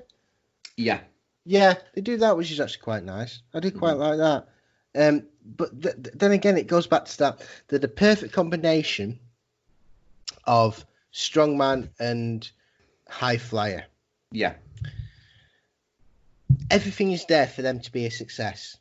Mm-hmm. I think they need to go away. I think they need to stop being so babyface-ish. Yeah. I really think they need to stop doing that because they go to the crowd too much. Yeah. There's only so much that you can. There's only so much you can do with that kind of style before it wears out its welcome. Yeah, I don't want to see it wear away from. Don't get me wrong. I want to see them succeed because I think that they've got everything there to be a very good tag team, a very popular a very successful tag team, and actually hold titles. I just think they need to reel it back. Think we don't need to pander to the crowd. Make the crowd pander to us. Yeah. So to speak, make the crowd come to us instead of us constantly going to them. Because it might work now, it's not going to work another 3 years from now. Because the crowd are just going to get sick of it. They're not going to respond. Yeah, and that's that. They've got to find a way to get the crowd onto them, and not vice versa. I also had in my notes that Carl Fletcher looks like the spitting image of Matt Riddle. Like it's scary that not like 100% looks like Matt Riddle, but it is like an uncanny resemblance. Does he have a mushroom tattooed on him? No, not that I'm aware of. Bro. And he wasn't going bro all the time. I will give him that much. It's that when people say that there's like problems with drugs in sport. Like there was years. Let's go back a few years. There's a thing with Diego Maradona. They were wondering about whether he was on cocaine or not, and he did that celebration in front of the camera like a fucking donkey with ooze, like that. It's kind of that moment people look at Mad Riddle and go, "Is there a problem with machine sport?" And he comes out going, "Bro, yeah," and it's like sort of like he's got a fucking magic mushroom tattooed on him, for fuck's sake. Come on, who's taking drugs? Him. That's a funny smell we're having in our room. Yeah. Him. Did you catch the name of the tag team finisher of Aussie Open? They don't actually hit it, but they do tease it at some point in the match. No, I didn't get the name. They call it the fidget spinner. Oh yes, of course, yeah. I mean, why? Again, I think that's another crowd pleasing thing, isn't it? It's another crowd pleasing thing. Who does it please? I mean, this is like please that fucking 14-year-old who's got no fucking life in the fucking front row. This is like spinning that thing constantly. This is like when Bandido and Flip Gordon at the Crockett Cup did the flossing in the middle of the ring. It just sort of like it's instant go away heat with me. The thing, right? You can sort of get away with naming your finisher after, naming your finisher like that because not everyone's going to know it and it's not going to be a well-known thing. However, when you do a dance that's from a fucking game, or what was it? No, it wasn't from a game. It was from a stupid Katy Perry concert. Even fucking worse. Even fucking a Katy Perry concert. That's where it's come from. And you do that in the middle of an NWA ring. I honestly, I can't believe what I was fucking watching. And then these two Aussie blokes come up with a fucking fidget spinner. Grow up, lads. Grow up. No, I want to play with my fidget spinner. Oh, fuck off. Fuck it. So Don't call it fidget spinner. Call it the Aussie go around or something like that. See immediately a great better name. Better. Why? See, I'm wasting my life teaching. No, I'm not. To our employees, I'm not. I'm fully enjoying my work. So yeah, the fidget spinner is just sort of like a double pump handle from like both guys, but I quite like the reversal that Tama Tonga does, because sort of like as they flipped out, Tangaloa is sort of like, well, no, actually Tangaloa doesn't come in until a little bit later. Like as Tama Tonga is sort of like flipped out, he hits them immediately with a gun stun. Thought that was really cool. And then the Guerrillas of Destiny hit their suplex into a second rope powerbomb to win the match and retain the belts in 12 minutes 56. I described this as I would if I was watching the Usos versus the New Day in WWE. There was nothing really wrong technically with it, but I just didn't care. I really didn't care, because the thing is, like, I don't mind Guerrillas of Destiny as a tag team, but they are literally the New Japan equivalent of they are the New Japan equivalent of the New Day, because, you know, they'll be the champions. They might lose it the odd time here or there to sort of like a makeshift tag team, or if like a makeshift tag team that wins the World Tag League, and then like it'll literally be like a month, maybe two, and then they'll win the belts back. So there's no real progression, sort of like in the tag teams, in the tag title scene in New Japan. So it's really a bugbearer for me. Yeah, I love God. I really, really do. Again, they're the same. I think they're just destined to be very, very good tag team. A very, very good tag team for the rest of their careers. And fair play to them. I mean, that's their niche. And I think they will go down as one of the best tag teams in not just New Japan, I think in wrestling. I think if you just look over it, the way they interact with the crowd, the way their entrance, the way they carry themselves, and to top it all off, the wrestling itself, they are very, very good across all levels of what you conceive to be a very good professional wrestler these days. Mm-hmm. I will say this though. With Aussie Open, it's like I said before, that everything's there for them to be a success. It's up to them now, because let's be honest. Let's take the Aussie Open that I want to have in 3 years. In 2 to 3 years' time, the Aussie Open I want to have, they're going to be hard hitting. They're going to still be popular with the crowd. They're still technically going to be faces, but they're going to be a bit more God, a bit more Guerrillas of Destiny. I think they need a bit more attitude, and I think that's where you're going to see the best of them. I think that's when you're going to see the best of them. I don't see we're seeing the best of Aussie Open at the minute. Yeah. That's me one little thing about it. This match was just there, I feel, for the sake of maybe Aussie Open, for them to get their names out there. I'd love for New Japan to take them and just see what they can do with them. I'd love for that to happen. Because these guys have got something good about them. And I think if they went to New Japan and God worked with them, or they joined a faction, Chaos or Los Ingobernables, I think that's their next step. I want that to be their next step, really. And I think they could work better off that. But again, this match was more exhibition-y again. I think it was there to show off Guerrillas of Destiny more than anything. I feel bad for Aussie Open because it should have shown off them, but I think it just showed off Guerrillas of Destiny more. Fair enough. Right, so we'll go on to match number 6. It's for the Never Openweight Championship. The champion, Tomohiro Ishii, versus the newest addition to the Bullet Club, KENTA. First proper look at Tomohiro Ishii on the podcast, and thank God, because this guy this fucking guy is such a fucking G. I love Tomohiro Ishii. Like literally one of my first sort of like memories of New Japan was watching a Wrestle Kingdom match he had with Katsuyori Shibata, where they battered the fucking shit out of each other, and it was glorious. Yeah, this guy's a legend.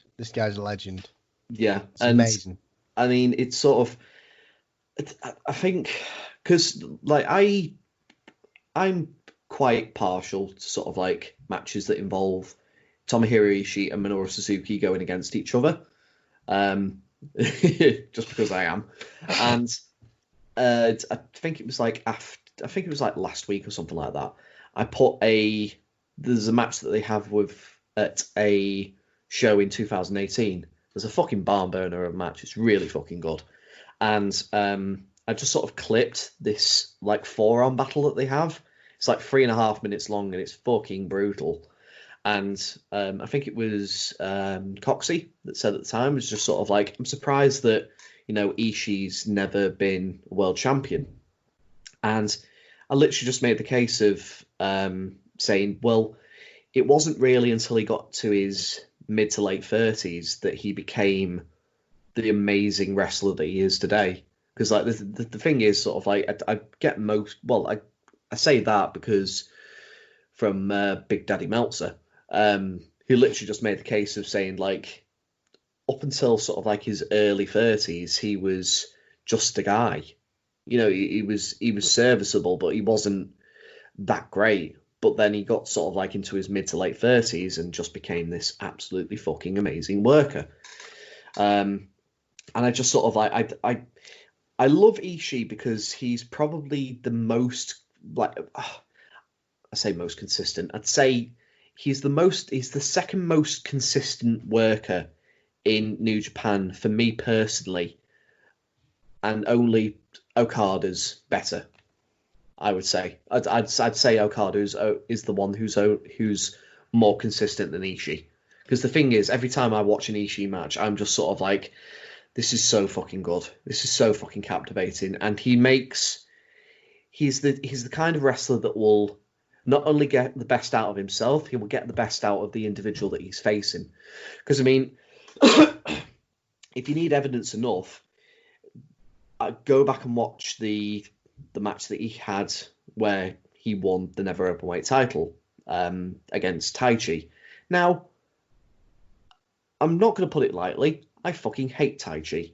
I think he's the New Japan equivalent of Baron Corbin, because I think his gimmick sucks. I think he's a lazy fucking worker, and I just continue to I continue to sort of like theorize that he has some dirt over Gedo that just sort of like there's got to be something that he's hanging over the booker's head that makes him continually get booked. Yeah, fuck you, Baron Corbin. That makes him continually be at least a champion in this otherwise great promotion. Because, I mean, fucking hell, once again, Showa went to in Altrincham. He had a match with will-ospreay, and fuck me, it was so fucking boring. How shit of a worker do you have to be to have a boring match with will-ospreay? But yet, they have a match at Dominion in 2018, and the match is not 2018. There's a match at Dominion in 2019, and the match itself is really fucking good.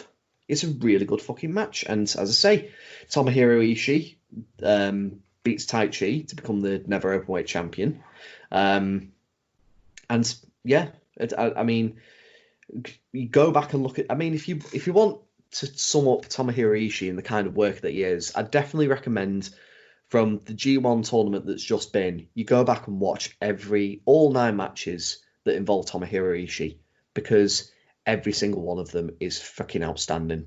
They range from good to outstanding, I should say. The man is so underrated, it's untrue. I mean, he's an IWGP Tag Team Champion with Toru Yano. He's won the Never Openweight Championship 5 times and the Never Openweight 6-man Tag Championship 1 time. But look at him. the matches he puts on. Yeah. And that's all he's got to speak of in New Japan. I mean, are you kidding me? Like, I mean, Ring of Honor, he's won the television championship once. Rev Pro, he's won the British Heavyweight Championship twice. This is, come on. You know what I mean? Come on. I think the only reason why he hasn't been an IWGP World Champion, and I think it probably never will, is because unfortunately he's come good in sort of like the time where Okada's been at his best, and Tanahashi is still as popular as he is, and you've got sort of like the popularity of Tetsuya Naito and sort of like the emergence of Jay White. It's literally just come at the wrong time for him. Whereas if he'd come good sort of like around the times that the likes of Satoshi Kojima, Yuji Nagata, Tamaki Honma, when they had been world champions, no question in my mind would he have got a world title if he'd have come good around about that particular time frame. But unfortunately, it was wrong time really. Right place, wrong time for Ishii. Yeah, I really feel awful for him in a way, because he must hold. He's got to hold that heavyweight title before he retires. He's got to. It'd be an absolute crime for him to end his wrestling career and not be heavyweight champion. Whoever your franchise boy is, obviously New Japan's franchise boy is Kazuchika Okada. Mm-hmm. You cannot keep the belt on him forever. For it to mean something, it needs to be taken off him. Even if you want it to mean more to him, you've got to take it off him at some point.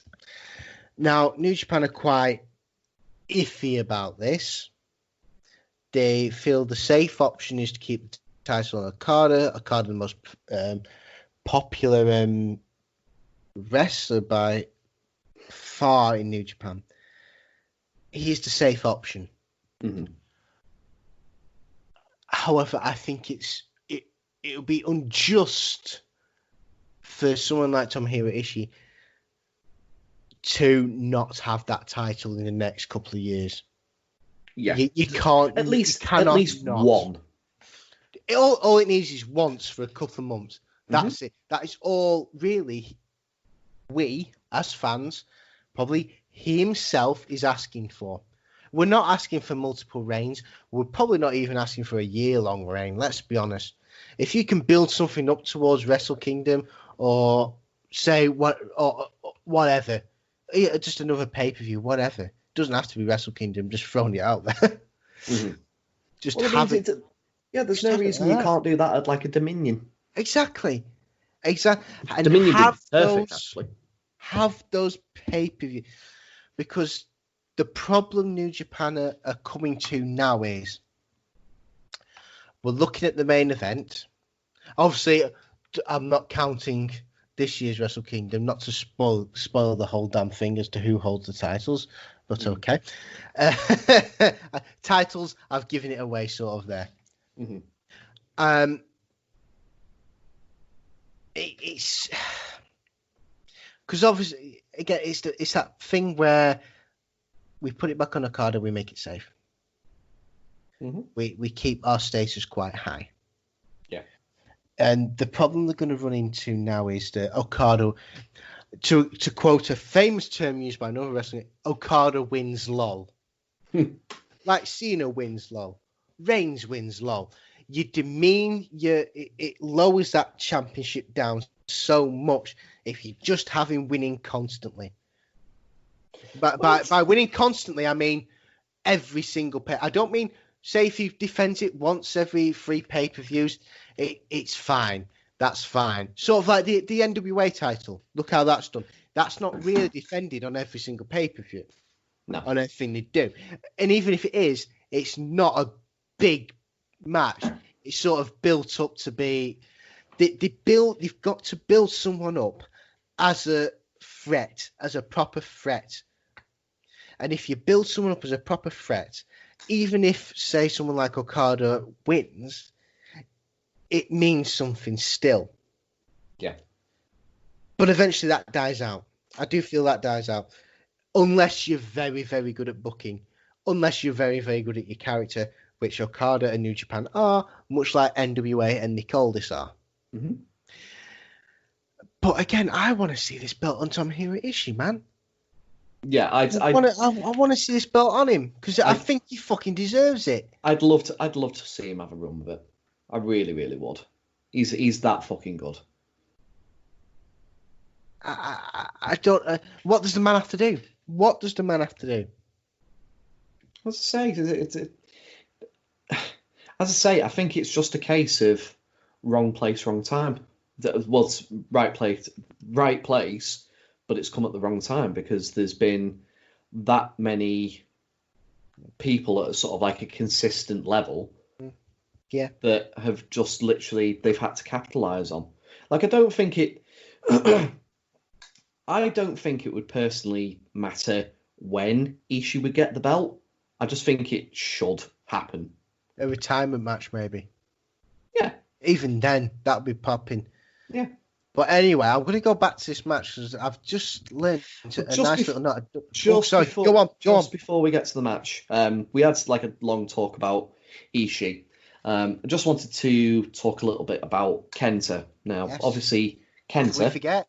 Now, obviously, KENTA had a legendary cult following from his time in Pro Wrestling Noah, and then obviously making sporadic appearances in Ring of Honor, doing battles with the likes of Samoa Joe and the former Bryan Danielson, now Daniel Bryan, and just was seen as sort of like a big marquee signing when WWE signed him. But WWE being WWE, didn't cater to sort of like his style, tried teaching him the style that WWE teaches everybody, didn't really mesh with him. He just wasn't able to click in WWE, and then had like major shoulder injuries and just lost all his momentum, couldn't get it back, was delegated to sort of 205 Live, and just eventually it just was eventually like, okay, I'm fucking miserable here. Can I just go? And I don't know whether he was released or whether he just sort of like didn't re-sign. I'm not too sure on that either. I'm not 100% certain myself. But he showed up at Dominion, sort of like a couple of months prior, sort of like basically much like Shingo Takagi and Jon Moxley had done throughout the night. Basically put his name forward as maybe consider me for being in the G1 tournament, and had significant backing from Katsuyori Shibata. Was involved in the G1 tournament, started off really well with a 4-0 record, which included having a win over Kota-Ibushi. I think he beat Tanahashi as well. I think he went on a run of 4 where he was in Block A, if I remember. He stayed undefeated. He defeated Tanahashi, Lance Archer, and Evil. And Ibushi. And then lost his last 5. And I always, like, from watching that G1, and I always felt with sort of like the G1 matches, there wasn't like anything particularly wrong that he did, but he just had the WWE stink of him over. You know, I'm probably not like wording it correctly, but you know, to sort of like somebody that's been stuck in sort of like the WWE system for so long, and then you see him in sort of like a different light, and you just sort of like, okay, you know, I could do with you sort of like doing something a little bit different, but you know, I still associate you with WWE. So it was like watching his matches in the G1 was sort of like a little bit of a clash for me. Not to say that anything he did during that G1 tournament was bad. It's just like literally, as I said, he just had this stink of the WWE all over him. And it's explained sort of like in the promo package, because these last three matches all have promo packages that play, and so it's come on, brain. Brain fart once again. Work, brain, work. Work, you bastard. Yes. Oh yeah, I've got it back. I've got it back. So the G1 Finals show, August 12th, 6-man tag match with Kenta, Ishii, and Yoshihashi against the Guerrillas of Destiny by Unlock Fale. Kenta did his best impression of Rick Martel. The old Strike Force breakup at WrestleMania 5. Just basically left Ishii and Yoshihashi out to dry.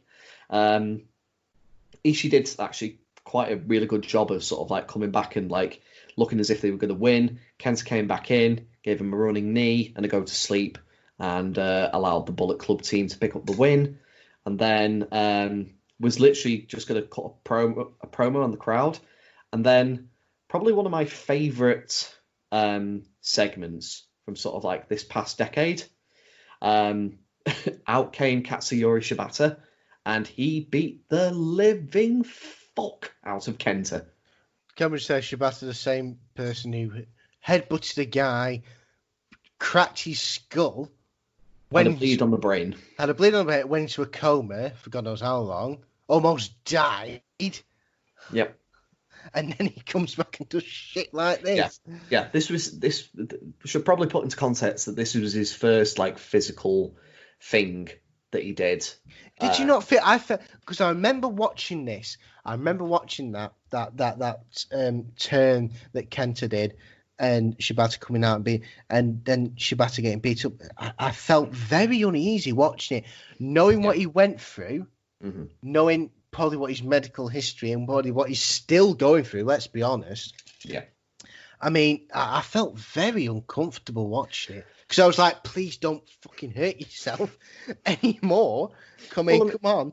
Well, I mean, given his injury, there would be. Well, I mean, I always remember sort of like feeling the same way when Daniel Bryan came back. Yeah. I felt it sort of like similar. But I do know that sort of like at the time that Shibata was trying to get cleared for specifically Wrestle Kingdom.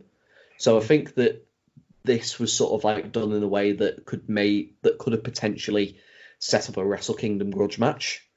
But as I say, alas, it didn't happen. And I don't really know whether Shibata will continue to sort of like do what Daniel Bryan did and sort of like maybe look at ways to sort of like get himself medically cleared. I don't really know. But yeah, Shibata's a psycho, man. Yeah. Oh, definitely. Regardless, this cemented Kenta's heel turn, because I feel like if he'd just done the thing of like screwing Ishii, he wouldn't have been quite over as a heel as much as he has been. Really, yeah. I think it was a very good. It was a fantastic way of getting heat. A really, really good way of getting heat. So with regards to this match, it's just over 10 minutes old, and it's nothing bad, nothing particularly blow away. I mean, it's I'd say in terms of sort of like an Ishii match, I'd say it was the pacing was quite a little bit slow, but I'd still say at this point it was pretty decent. And I've got the sort of like the timestamp here of when a particular incident happens. It's 1 hour, 58 minutes and 45 seconds into the show. If any of you listeners out there want to go and watch what happens here. But Kenta delivers a German suplex to Ishii. Ishii immediately gets up and hits a German suplex of his own. And, there doesn't seem like anything, bad about the landing from Kenta. It looks like a perfectly natural German suplex bump. When I first saw it, I didn't think anything of it. No. But then literally Kenta immediately gets up and hits the discus clothesline in such a way that it looks as if it's in slow motion. Like it's a proper like slow discus clothesline. Yeah. And then Kenta goes to sort of like pick Ishii up for sort of like a regular body slam, and he just fucking crumples. He crumples to the fucking mat as if he's been hit with a fucking haymaker from Mike Tyson. It was scary, man. And the thing that was even more scary, like, I mean, I'll give you a spoiler alert, people. Kenta got concussed in this match, and people have sort of like identified it was around about here when he got concussed. But I mean, it's so. Oh yeah. I mean, I was obviously I knew of the incident before the actual thing took place, so I knew sort of that when it was coming. I didn't know how bad it was, because sometimes you see him. Oh, I've just been.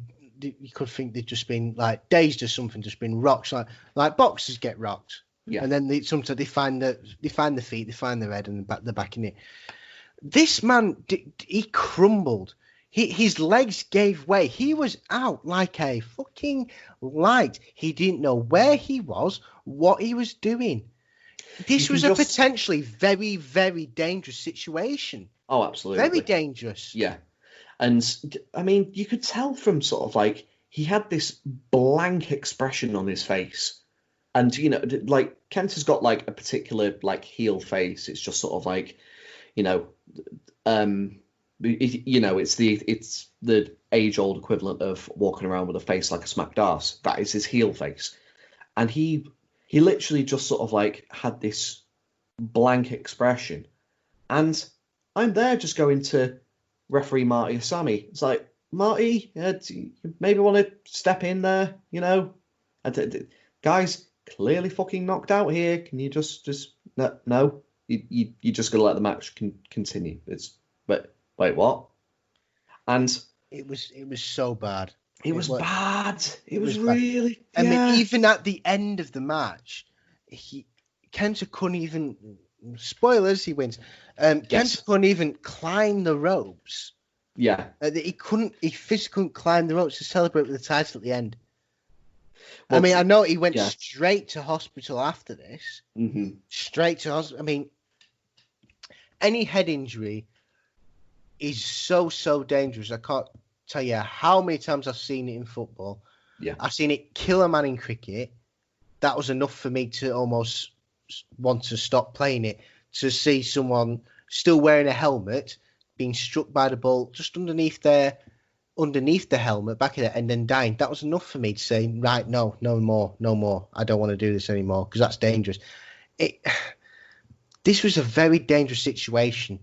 I don't think it was taken seriously at the time. No. Upon reflection, maybe it should have been, but then that's upon reflection. You can watch things over and over and over again and then make a decision. With head injuries now, we cannot take the chance. You seen what's happened to Shibata? Yeah. Look what has happened to Daniel Bryan. I mean, yes, Daniel Bryan's back in wrestling again, and that is nothing short of a miracle. Let's be honest. It's not down to luck or anything like that. It is a miracle. Mm-hmm. It is an absolute miracle that man is still wrestling and is even alive to do so. Yes. Obviously, we go back loads and loads of years. Lionheart, God rest his soul, broke his neck. There's things like this and situations like this in matches where it's up to the wrestlers to say to the ref, let's slow down, let's stop, let's evaluate this properly, maybe even do a rest hold or two and see what's the matter, and then go from there. No, this went from move to move to move. He got suplexed, he got knocked. Next thing you know, they're going into, I think he went into a few clothesline, tried to do a clothesline, couldn't do it, and then he's trying to do a power slam on him. Yeah. They've got to stop that match at that point, at the very least, and do a rest hold or something like that. Evaluate the situation. If not, end it quickly, or if he's fine, carry on. That's what should have happened, but didn't. To be honest with you, I was when this was sort of like when this was happening, I sort of like had flashbacks to the time Daniel Bryan got concussed in a match with Randy Orton, and it was actually I think it was like Triple H backstage, just sort of like through the grapevine, just sort of like, end this fucking match. This guy is completely out. And I remember reading in Daniel Bryan's book that Daniel Bryan, still concussed to fuck, went back and actually confronted Triple H and just been sort of like, why the fuck did you stop this? Why the fuck did you stop it? It's like, I didn't see anybody like forcing you to stop when you tore your everything. Tore your quad muscle in that, like, that match with Jericho and Benoit in 2001. It just sort of like, that's the whole reason why I stopped it, because looking back on that scenario, he probably shouldn't have kept on going. But it was literally just a case of, you can't rely on the wrestlers to take the responsibility and just be sort of like, oh no, I can't do this. I can't do this. You're gonna have to stop the match. Because the thing is, wrestlers don't. They don't. They've got a mindset on. They've got sort of like, the working head on. They just, any sort of like little bump and cranny. Like it's most well, I say all wrestlers. Most wrestlers in that situation would just want to continue. And I feel there was a lack of somebody. If it wasn't going to be the referee, it should have been someone of authority in the back that should have just called an audible and just been like, end this match now. End this match. This guy needs medical help, and it's not worth it. It is not worth it. It's not. At the end, people have died. Yeah, and you've got to think there's families behind this. I mean, let me put this into context. I know it's going to sound completely stupid to people who've not played this game. I was playing cricket for 19 years of my life. The worst injury I ever got was probably a broken finger or two. Probably the worst injury I ever got. I watched Philip Hughes a few years ago now, batting as he would, helmet on. He had every protective gear on that existed. There was no way for him to even get hurt, let alone die. Mm-hmm. He gets a ball that's bounced towards his head. He goes to duck. The ball hits him. I can't explain it to you, but if you feel the back of your head, you'll feel like a little bone poking out. Just under there is probably where your helmet stops. Sort of like top of the neck, bottom of your head. It's hit him there, and it's killed him. Now, ever since I watched that match, it was a match in Australia. It was in the back of my mind every time I went out to play. Mm-hmm. I probably carried on for another 3 or 4 years after. It was in the back of my mind every time. If I turn and miss this, I could be seriously hurt. And then who am I putting out there? My mother, my sister, my wife, my stepchildren. Mm-hmm. I took the decision last year to right. It might be a 1 in a million chance. It might never, ever happen. Mm. But the word I don't like in that sentence is might. Yeah. Might makes it plausible. Mm-hmm. Now, we look back on this match and go, we watched what happened with Shibata. Kenta might, at that point, have had a very serious injury. And we could be sitting here now saying how that could have been his retirement match. Like it was Shibata's. Mm-hmm. Sometimes people don't know when to say stop. Yes. And I think sometimes the business and the thing that you're doing and the plaudits that you get from it overtake the negatives. I decided at the grand old age of 28 years old to say, right, I'm never playing another cricket match again. I've played for my county. I've played for Lancashire. I've done everything. I've won every league I've played in. I've got best player in every league I've played in. I've done enough. Mm-hmm. I've done enough personally. I'm not going. The only thing I'm going to go out there to do is possibly win something I've already won, or get hurt. That's the only thing I'm going out there to do. Yeah. Now, I know I'm comparing two entirely different sports here, but the mindset, I believe, is the same. Yeah. We could be sitting here now speaking, Kenta could have been great. Kenta could have gone on to done something fantastic. Instead, he's in a wheelchair, or instead he's dead. Oh, God touch wood. God, he's dead. Mm-hmm. Or something else. Or he's retired, or he can't wrestle again. Yeah. These wrestlers don't know when to say stop. Mm-hmm. Let's be honest, they don't. No. So it's up to the ref and the people around the ring at that time to evaluate. I think there needs to be more trainers around the ring. Yeah. I think there needs to be more medical personnel by the ring. There is no point in having a doctor backstage. I am sorry, there is no point, because it'll take him at least 1 to 2 minutes to get from the ramp, depending how long the bloody... If you look at past WrestleMania ramps, that's a good 3 or 4 minute walk. It is. Yeah. And that 3 or 4 minutes could possibly, God forbid, life and death. Mm-hmm. For someone. If something goes catastrophically wrong, it is. They need to be at ringside constantly. And then it doesn't just need to be one. There needs to be 2 or 3. Yeah. And I think it was one of them things where I don't think Kenta knew what happened. Oh, no. I don't think Kenta knew what's happened to him. In fairness to Tomohiro Ishii, I don't think even he knew what happened until a few minutes after. Mm.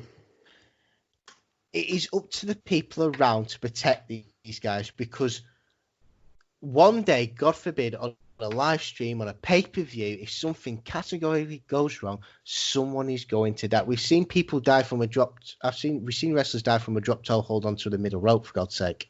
Yeah. Something as simple as that. Mm-hmm. We've seen someone die from that. And these guys are doing suplexes and headbutts and strikes and forearm strikes and slaps. Shot and slaps and dives outside the ring. Mm-hmm. So, but they don't know the stopping point. They do not know the stopping point. No. Which,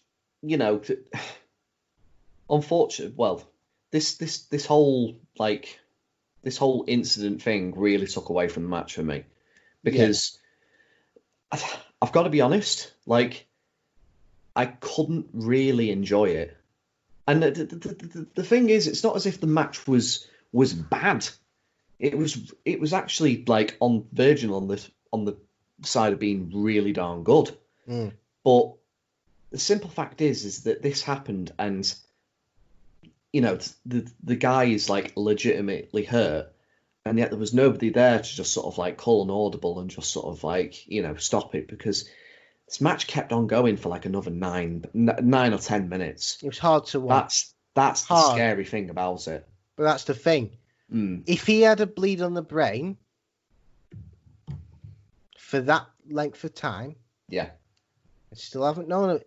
Again, it's life and death. Yeah. And sometimes I think it's, unfortunately, someone has to die to have anything done about it.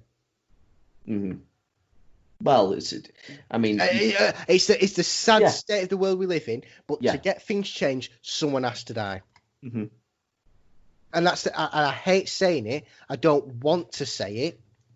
Well, I mean, yeah. Well, I mean, but look at the death of Eddie Guerrero. It took the death of Eddie Guerrero for them to bring in wellness test policies. That's what I mean. Someone needs to die for something drastic to change. Mm. Alas. Yeah. We move on. So yeah, this match was incredibly hard hitting, incredibly stiff. There's evidence a guy is knocked out when he fails to kick out off of a clothesline. Eventually, the Guerrillas of Destiny appear and they pull out the ref after Ishii hits a brainbuster. The Guerrillas of Destiny, they just beat down Ishii, hit him with a magic killer. Actually gets like a close to, which is actually quite a good near fall. Yeah. I felt there was a bit of continuity bollocks as quite a lot of the LA Dojo young lions who were trained by Katsuyori Shibata are just sort of standing there as the group who destroy the teacher just continue on with their assault. But as I say, that's a little thing, really. The finish of the match, again, another stiff exchange of slaps. And fucking Kenta comes in with this overarching fucking slap to Ishii, which was mad. That was it a right haymaker sort of thing? Yeah. Oh my god. Fucking yeah.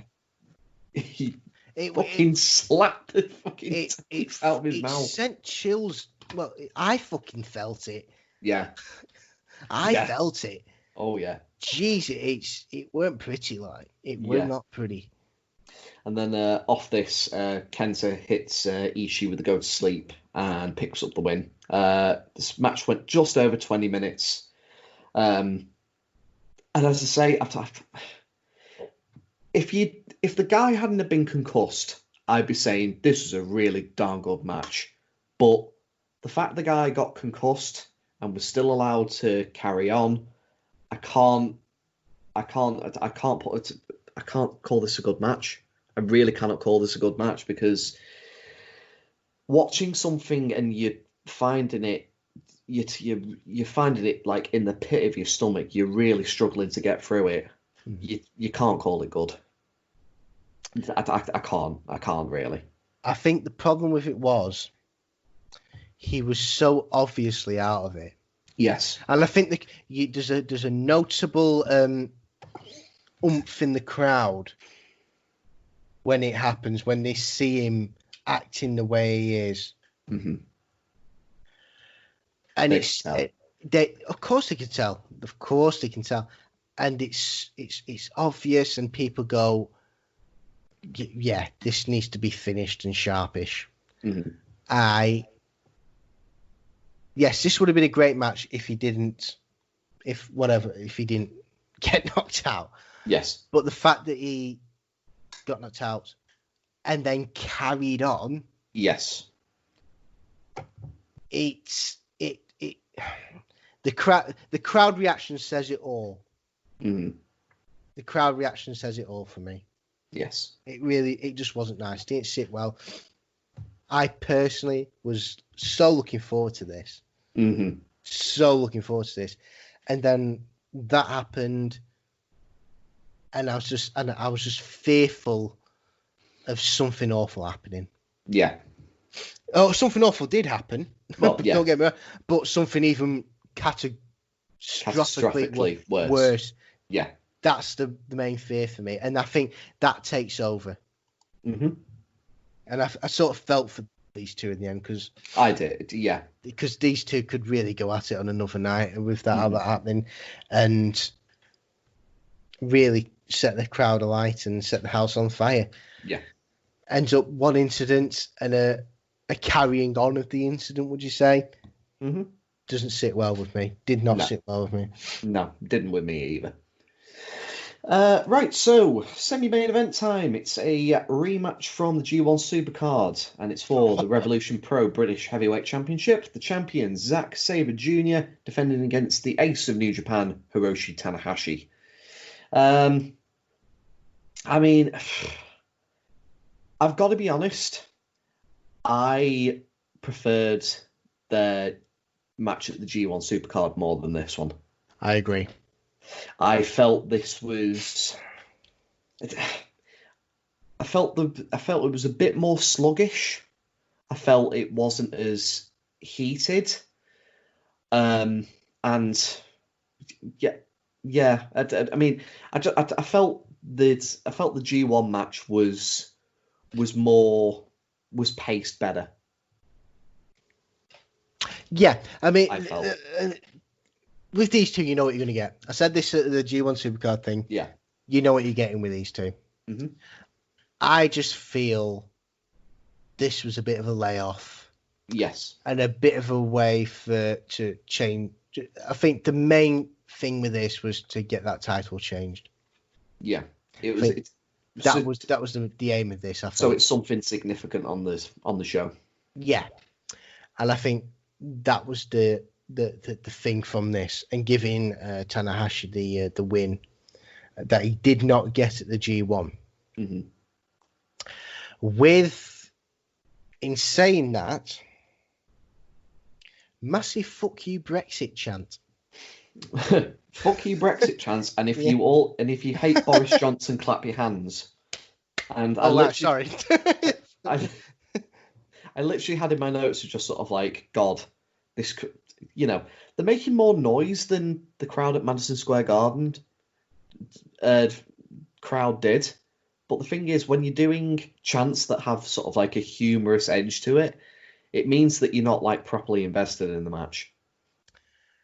Yeah, and that brings on to my point of the culture. Mm. In America, they've got used to this really shitty WWE half-arsed, couldn't give a shit entertainment thing that they put on. Mm-hmm. And that's where I believe that the atmosphere at the G1 didn't work. Yeah. In some matches rather than others. Mm-hmm. In this one, there is how many less fans? 14,000 less people, shall we say? Something like that, 12,000, 14,000. Don't know the specifics. And just trying to find out the attendance from the G1. It's about 10,000 less. 10,000 less. And they made more noise than him. Mm. What would we rather watch? Let's be honest. People listening, don't know about you, but what would you rather watch? I would rather I'd rather an energetic crowd that are just sort of like trying to encourage Hiroshi Tanahashi or trying to encourage Zack Sabre Jr. Not talking about the current political plight in their own fucking country. Like, I realise Zack Sabre Jr. has this fucking gimmick of, I'm going to be president, prime minister of the of Great Britain eventually. So, well, you fucking not, are you? Oh, I don't know. He gets my vote. But that's the thing. Would you rather watch an intense crowd that's constantly going at it with each other, of say if this of 6,000 people, than what's a drab, dreary WrestleMania that's 90,000? No. That's like asking which man would I prefer to take my wife. Well, that's the Harry Neville. But that's the thing, though. That's the thing. I watch WrestleMania because it's WrestleMania. And all wrestling fans watch WrestleMania because it's WrestleMania. They don't watch it because there's going to be a good show on. There might be a good show on. We don't know. We just watch WrestleMania because it's WrestleMania.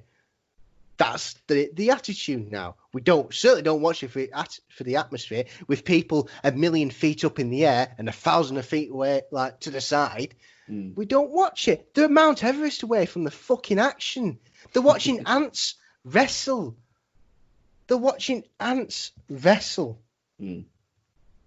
It's and I don't know why someone would pay God knows how much for a ticket in the fucking rafters where you can watch a better card, better wrestlers, be closer with a better atmosphere, with better people, because let's be honest, I mean, it's a no-brainer for me. Going to watch this over a WWE, it's a no-brainer for me as a wrestling fan. I felt we got slightly off topic there. I know we did. Well, just fuck WWE. I've had enough now. No, but back on topic. With Zack Sabre Jr., again, I like him a lot. I do feel the more I watch him, is he a one-trick pony? In terms of his gimmick, yes. Because there's only so much I can take of, come on, dickhead. There's sort of like, Cockney guy telling someone telling him to come on and calling him a dickhead. It gets quite tiring quite quickly. Like, the thing is, I quite like the build to this match because, they referenced the G1 Supercard. They referenced the fact that Tanahashi injured his elbow, and then there was the whole thing of Zack Sabre doing quite poorly in the G1 and then it getting to him, and Tanahashi beating him in the G1 to set up this match. That sort of stuff I quite liked, but as I said, I felt the pacing of the match was quite slow, and I didn't feel that the crowd were incredibly invested in it. Like they were invested, but they seemed to be more over to the fact of trying to get themselves over, and then the match is somewhat in the background. And it just they just sort of went off on a tangent, really, didn't they? Which is weird. Which is weird because they didn't do that in the main event, and they were incredibly emotionally invested for the main event, which we'll get onto in a second. The only other thing I have about this match is that the finish just came out of nowhere. I mean, like, it's Zack Sabre got knocked down. Tanahashi struggled to the top rope. He got to the top rope. He went for the high five flow. He hit it, and then just pinned him. It came out of nowhere. It took me by surprise. It really did, because I was watching it. I thought, he's going to kick out here. We got another 5 minutes to go, but no, he didn't. And I felt it was like, oh. Yeah. And I don't want to feel like that at the end of a match. No. I just felt, oh, that's the end. Okay, that happened. It wasn't like a, whoa. You know what I mean? Yeah. Should have been built up better. Yeah. Oh, yeah. I mean, it was a surprise before, sort of like coming to watch this match, that I actually found out that Tanahashi actually won the British heavyweight title, because the last I can remember of the British heavyweight title in nowadays is Will Ospreay beat Zack Sabre of the last Rev Pro show before COVID-19 happened. Mm-hmm. So I didn't know that Zack Sabre had lost the belt in between then and now, if you know what I mean. Yeah. But Zack Sabre, he would regain the belt during the Destruction Tour on September the 15th, and he will be on hand to defend that belt at, I believe it's night 2 of Wrestle Kingdom 14, I think. So, yes, I think you're right there, yeah. So, as I say, it was a lot like... Yeah, I mean, for me... It was very meh. It was very meh, wasn't it? Meh. Incredibly meh. I was expecting a lot more, to be honest. Especially after the G1 match, which I thought was actually pretty good. Yeah. This just felt a bit flat. Mm-hmm. Bit flat, which was a shame for these two, really. Yeah, it was. Anyway, we'll move on to the main events for the IWGP Heavyweight Championship. The champion, the Rainmaker, Kazuchika Okada, defending against the King, Minoru Suzuki. Oh, yes. I'm sorry, I love this. I love this so much. Now, the basic build to this match is just centered around Minoru Suzuki not being very happy with New Japan management of being excluded from the G1 tournament. I can say I was in complete agreement with Suzuki. Just basically making the point of saying that everyone in New Japan management was going to get killed. Which is fair enough, really, isn't it? Well, yeah. I mean, I always... I fucking... spoiler alert, people. I think I can say categorically for us both, we both love Minoru Suzuki. Oh, God, yeah. He's a fucking amazing... He's the kind of person who says he's going to kill and you think, oh shit, he's going to kill me. He's actually going to fucking kill me. He's going to fucking do horrible things to me. I could have phrased that a bit better, but you know what I mean? No. He has the believability of, if he says he's going to kill you, he's actually going to kill you. Yeah. I always remember sort of I can't remember whether it was last year or the year before, he's cutting an in-ring promo and someone heckles him from the crowd. And he just basically goes, yeah, you, I hope when you leave this arena, you get hit by a car. And it's just... Again, fair enough. Yeah. Just like, yeah, fair enough. Guarantee that agree. person was walking out that arena shitting themselves. I'd just be like, Mr. Suzuki, hey, I can run him over personally if you really want me to. It's like, fair enough. Weird gimmick for him to have. set up loads of fantastic accidents to happen to people. I hope that piano doesn't fall on you. Oh, that'd be brilliant. Oh, someone do that. Oh, someone do that, please. Oh, think of some hilarious accidents. The bus, piano. What else could he set up? He could make the silliest shit sound menacing. He could be Wile E. Coyote out of Roadrunner, and it'd be like fucking Saw. We at the Lost Stars of Wrestlebox do not condone murder in any way, no matter how accidental you try to make it. Or hilarious. However, if you are going to cause yourselves an accident, do film it and put it on YouTube in frame. Get yourself 200 quid. Hey! Get a watertight alibi before you do. And don't mention us for the love of fucking God. We didn't give you the idea. No. It was Minoru Suzuki. Blame him. Oh God, no! Don't blame him. Don't blame Minoru Suzuki. Oh, don't put him in the shit. What should we do now? Fucking talk about the fucking match, please. Yeah. So the basic premise behind this was Suzuki was pissed off he was left out of the G1. So on G1 finals night, Suzuki actually pinned Okada in a match that also featured Zack Sabre and Hiroshi Tanahashi, and made his intentions clear. He wants the IWGP Heavyweight Championship. So we get the... Yes, we don't get a dubbed over version, so we actually get to hear the 30th anniversary edition of Kazanina Ray. That fucking awesome theme. I mean, you were talking about Roppongi 3K's theme. Yeah. That is awesome, but this is on a different fucking level. Oh, yeah. Yeah, I know what you mean. Yeah. Because there's nothing I love more than sort of like, whether it be a crowd in Japan, whether it be in the US, or here in the UK, there's nothing that fills me with more glee than when it gets to the chorus and hearing capacity crowd singing Kazanina Ray along. It's fucking glorious. It is glorious. I didn't make... Well, the only notes that I made about this match was the finish.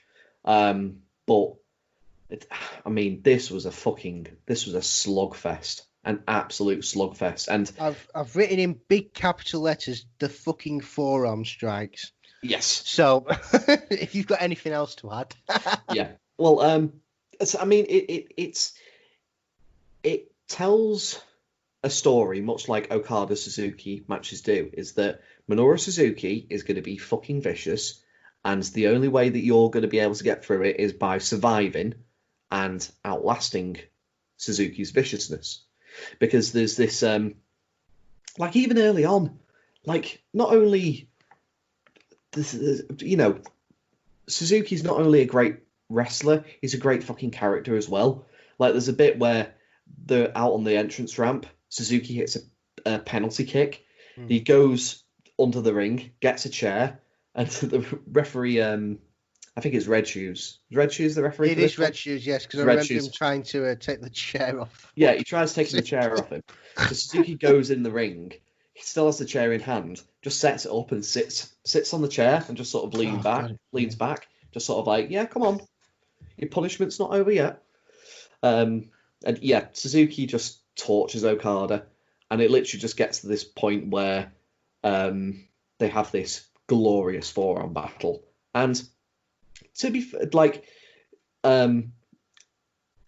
there's just having this exchange back and forth, and Suzuki just sort of goes, okay, lads, come on, give me your best shot. He even puts his hands right behind his back. And to give credit to Okada, he's not known as being the most vicious striker, but he laid in a couple of good fucking digs. And he took them well and all. My God, this boy took them well. Oh, well, yeah. After laying in a couple of good digs, sort of like Okada does what Suzuki does. He puts his hands right behind his back and allows Suzuki to give him a couple of free shots. And the fucking crowd, the crowd even realise, oh my Christ, Okada is signing his fucking death warrant here. Because he fucking gives him 3 fucking unbelievable forearms. The third one was the best, and even so, because like there's where the like hard camera is in sort of like it's shown with sort of like the entranceway in the background. On the left hand side, there is a woman in sort of like a mustard yellow, I think like cardigan or something like that. And as soon as Suzuki hits this third forearm, that honestly sounds like fucking, you know, you're whipping the ground with sort of like a belt or something like that. Her fucking reaction is just to go, ah!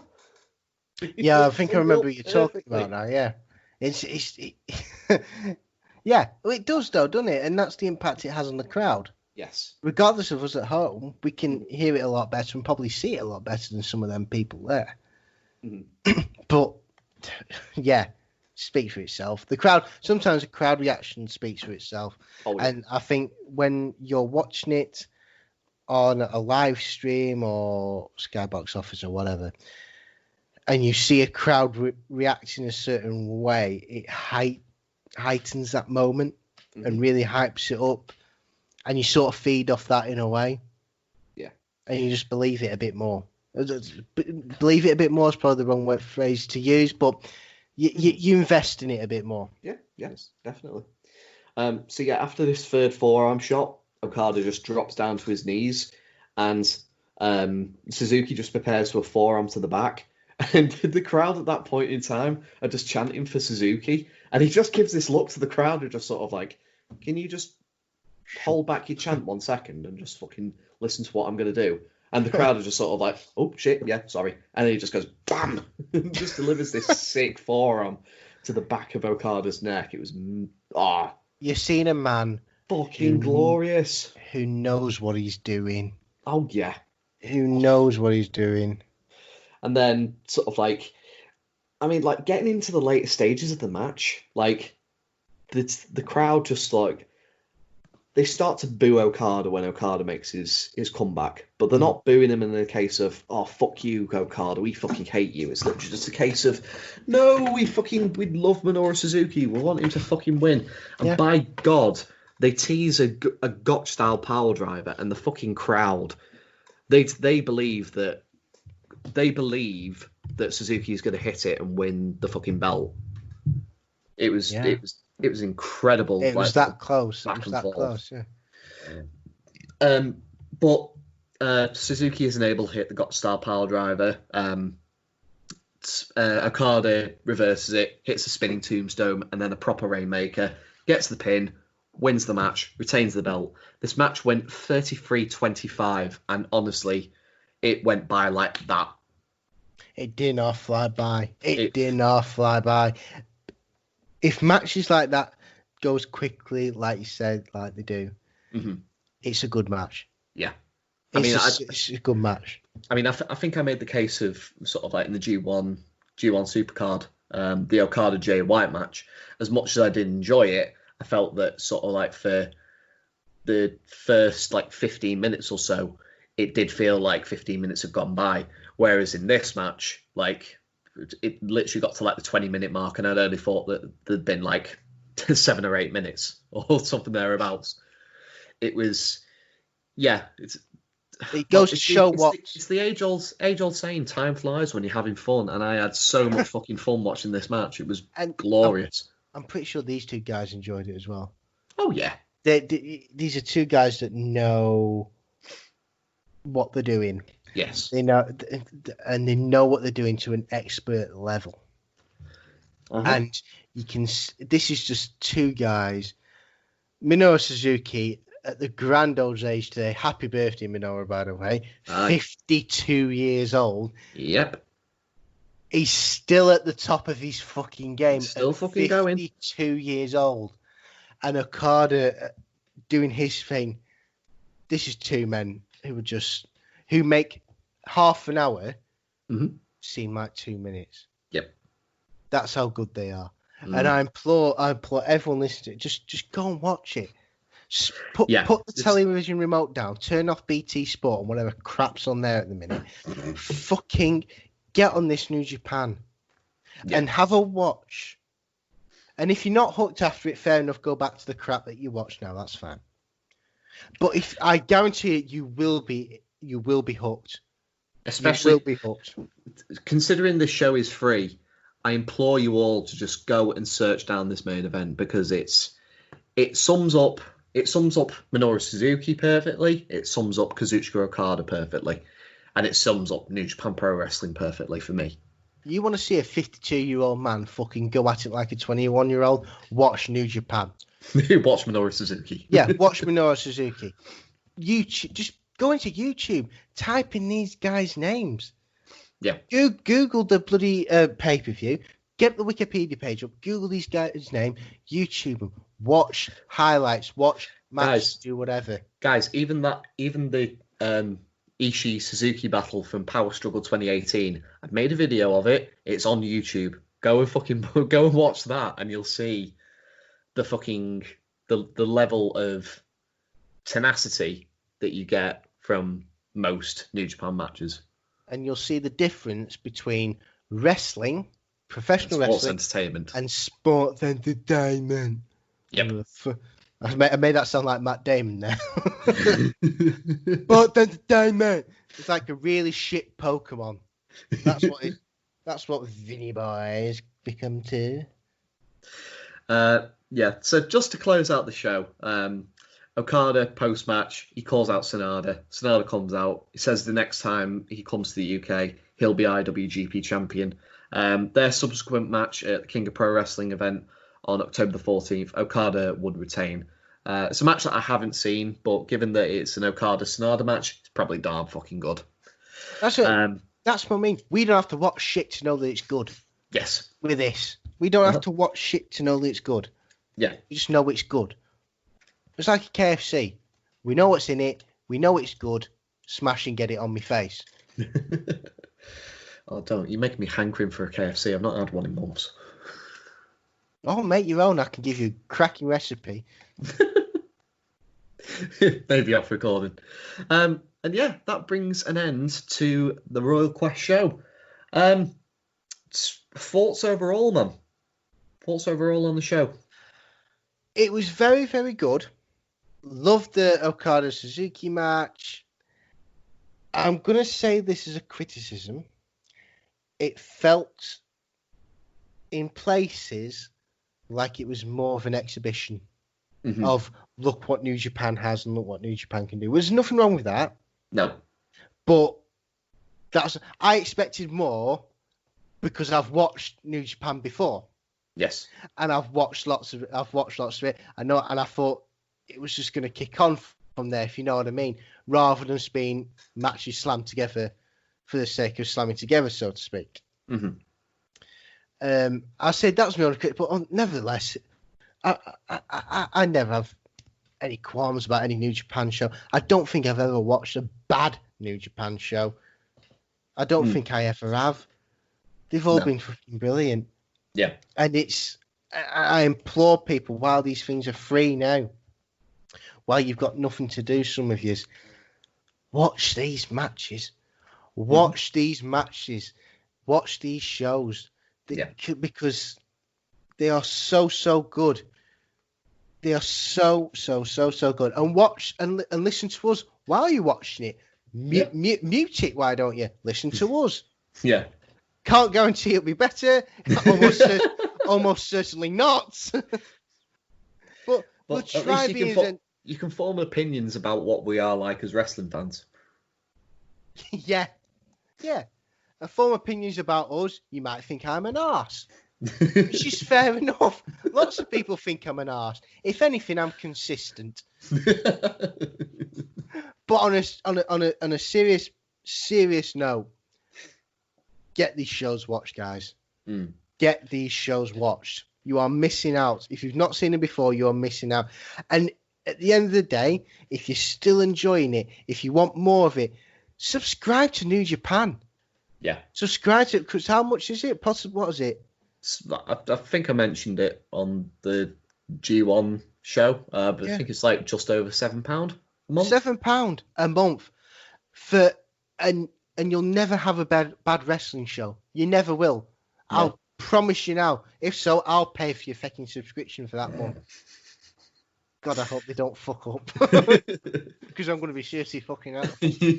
No, but seriously, guys. If you like what you see, subscribe. It's £7 a month. It might sound a lot now in today's climate, but if you're a wrestling fan, it's so worth the money. It is so worth the money. Really is. Really, really is. Yeah. I mean, like I've pretty much got to echo a lot of what you said, and I mean, I felt for a lot of for most of the matches, it had a very sort of like house show feel to it, which, like you say, it's not necessarily a bad thing, but I would just think that for, you know, the first like solo New Japan show in the UK, I was expecting a little bit more from like most of the matches. And the one match, not to say that they were necessarily bad. I mean, like, from start to finish, the show was incredibly easy to watch. This was such an easy watch, and it didn't feel like a slog at all. I can't really think of any particular matches that felt like a slog. I think like the only criticism I can have for the show was the production quality, because like particularly early on, the troubles with like the sound and all that.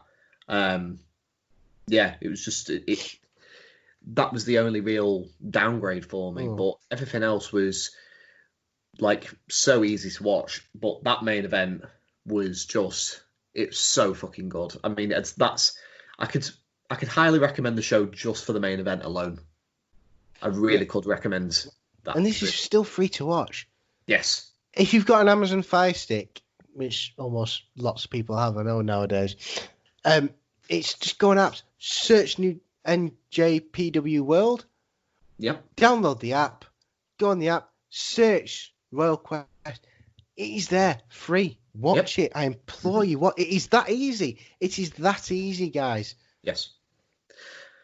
It's not only on the Amazon Fire Stick, but you can also find it on like the website and stuff like that. But it's just as easy to, and it's not the last free New Japan show that we've got to cover, because the next New Japan show that we cover, which isn't going to be the next episode, but it will be the episode after that, will be the first night of Wrestle Kingdom, and the top two matches sort of tie into what was mentioned by a certain Tetsuya Naito during the G1 Supercard about wanting to hold both the IWGP Heavyweight and the Intercontinental title all at the same time. Well, one of four men will have that opportunity, because we're going to be reviewing night one, which will cover the first part of the Double Dash tournament. So we will see Tetsuya Naito versus Jay White for the Intercontinental title, and we will see in the main event of night one, Kazuchika Okada versus the G1 Climax winner, Kota-Ibushi. And the winners of those two matches will go on to the main event of night two in a title for title match. And the winner will be crowned the double champion, which I'm very much looking forward to. But that's on the subsequent episodes that are yet to come. On our next episode, we are going to be returning to the world of the National Wrestling Alliance. We will be having a look at their first pay-per-view since the formation of their YouTube series, NWA Power. We will be having a look at NWA Into the Fire. Into the Fire. Into the Fire. Which is an amazing song, and I'm shame on you for changing it. Yes, absolutely. But yeah, that'll be next time on the Lost Art of Wrestlebox. So if you've enjoyed what you've listened to today, as I say, this is the third episode of sort of like our lockdown series. There are two episodes that we've previously done. One was the G1 Supercard, and the other one was the 2019 Crockett Cup. You can find them on the Lost Art of Wrestling podcast feed, available on all good podcast distributors, whether it be Stitcher, Spreaker, Apple Music, Podbean, If you have like a Samsung phone and you have the Castbox app, we're on the Castbox app as well. And while you're over there, be sure to leave a like on the Lost Art of Wrestling Facebook page, and they're also on Twitter as well, where we'll just basically have information of like any future shows or like whenever episodes drop, really. And you can also, if you like the sound of my voice, you can find me on the Lost Art of Podcasting, or specifically the Phoenix Pod, which is the sister brand for the Lost Art of Wrestling. The Phoenix Pod, where we're just basically going through a lot of the works of the stand-up comedian Peter Kay. We've already gone through the first season of Phoenix Nights, and we're literally moving on to that Peter Kay thing. We've already dropped the pilot episode, The Services, which was a really darn good look back at young Peter Kay and Paddy McGuinness when they were both in their prime, 25 years young. That's available on the Lost Art of Podcasting feed. Pretty much exactly the same as the Lost Art of Wrestling, Stitcher, Spreaker, Podbean, Apple Music, and Spotify. Also you can Spotify, exactly. We're available on Facebook and Twitter. And the third podcast that I am available on, or which I feature on, is the RED Live podcast, formerly a Random Ass Discussion. We're actually doing a recording at this point tomorrow, so expect a new episode to be dropping. Pretty much exactly the same places you can catch them on Facebook page, facebook.com/RED podcast, on Twitter @RED podcast, and you can find back catalogue of episodes on all of your podcast feeders. Just before I forget, I post like links to this episode in our little Facebook group that I'm a part of, known as Team Friendship. So if you're from the Team Friendship wrestling Facebook group and you've decided to come in and just basically check us out, thank you very much for checking us out, and hopefully you'll be back for future shows. And the last little plug I'll give will be for my Twitter account. It's Logden11. It's capital L, capital O, and then lowercase GDEN, and then the number 11. I only really plug this because I've just been doing subsequent watch-alongs of the New Japan Cup that's been going on at the moment. So if you follow me there, you can get my thoughts, and you can also sort of like get my opinions, just basically talk anything wrestling per se. Anthony, you got anything to plug, mate? Yes, follow me on Instagram @The Real Not Daz. The Real Not Daz on almost everything.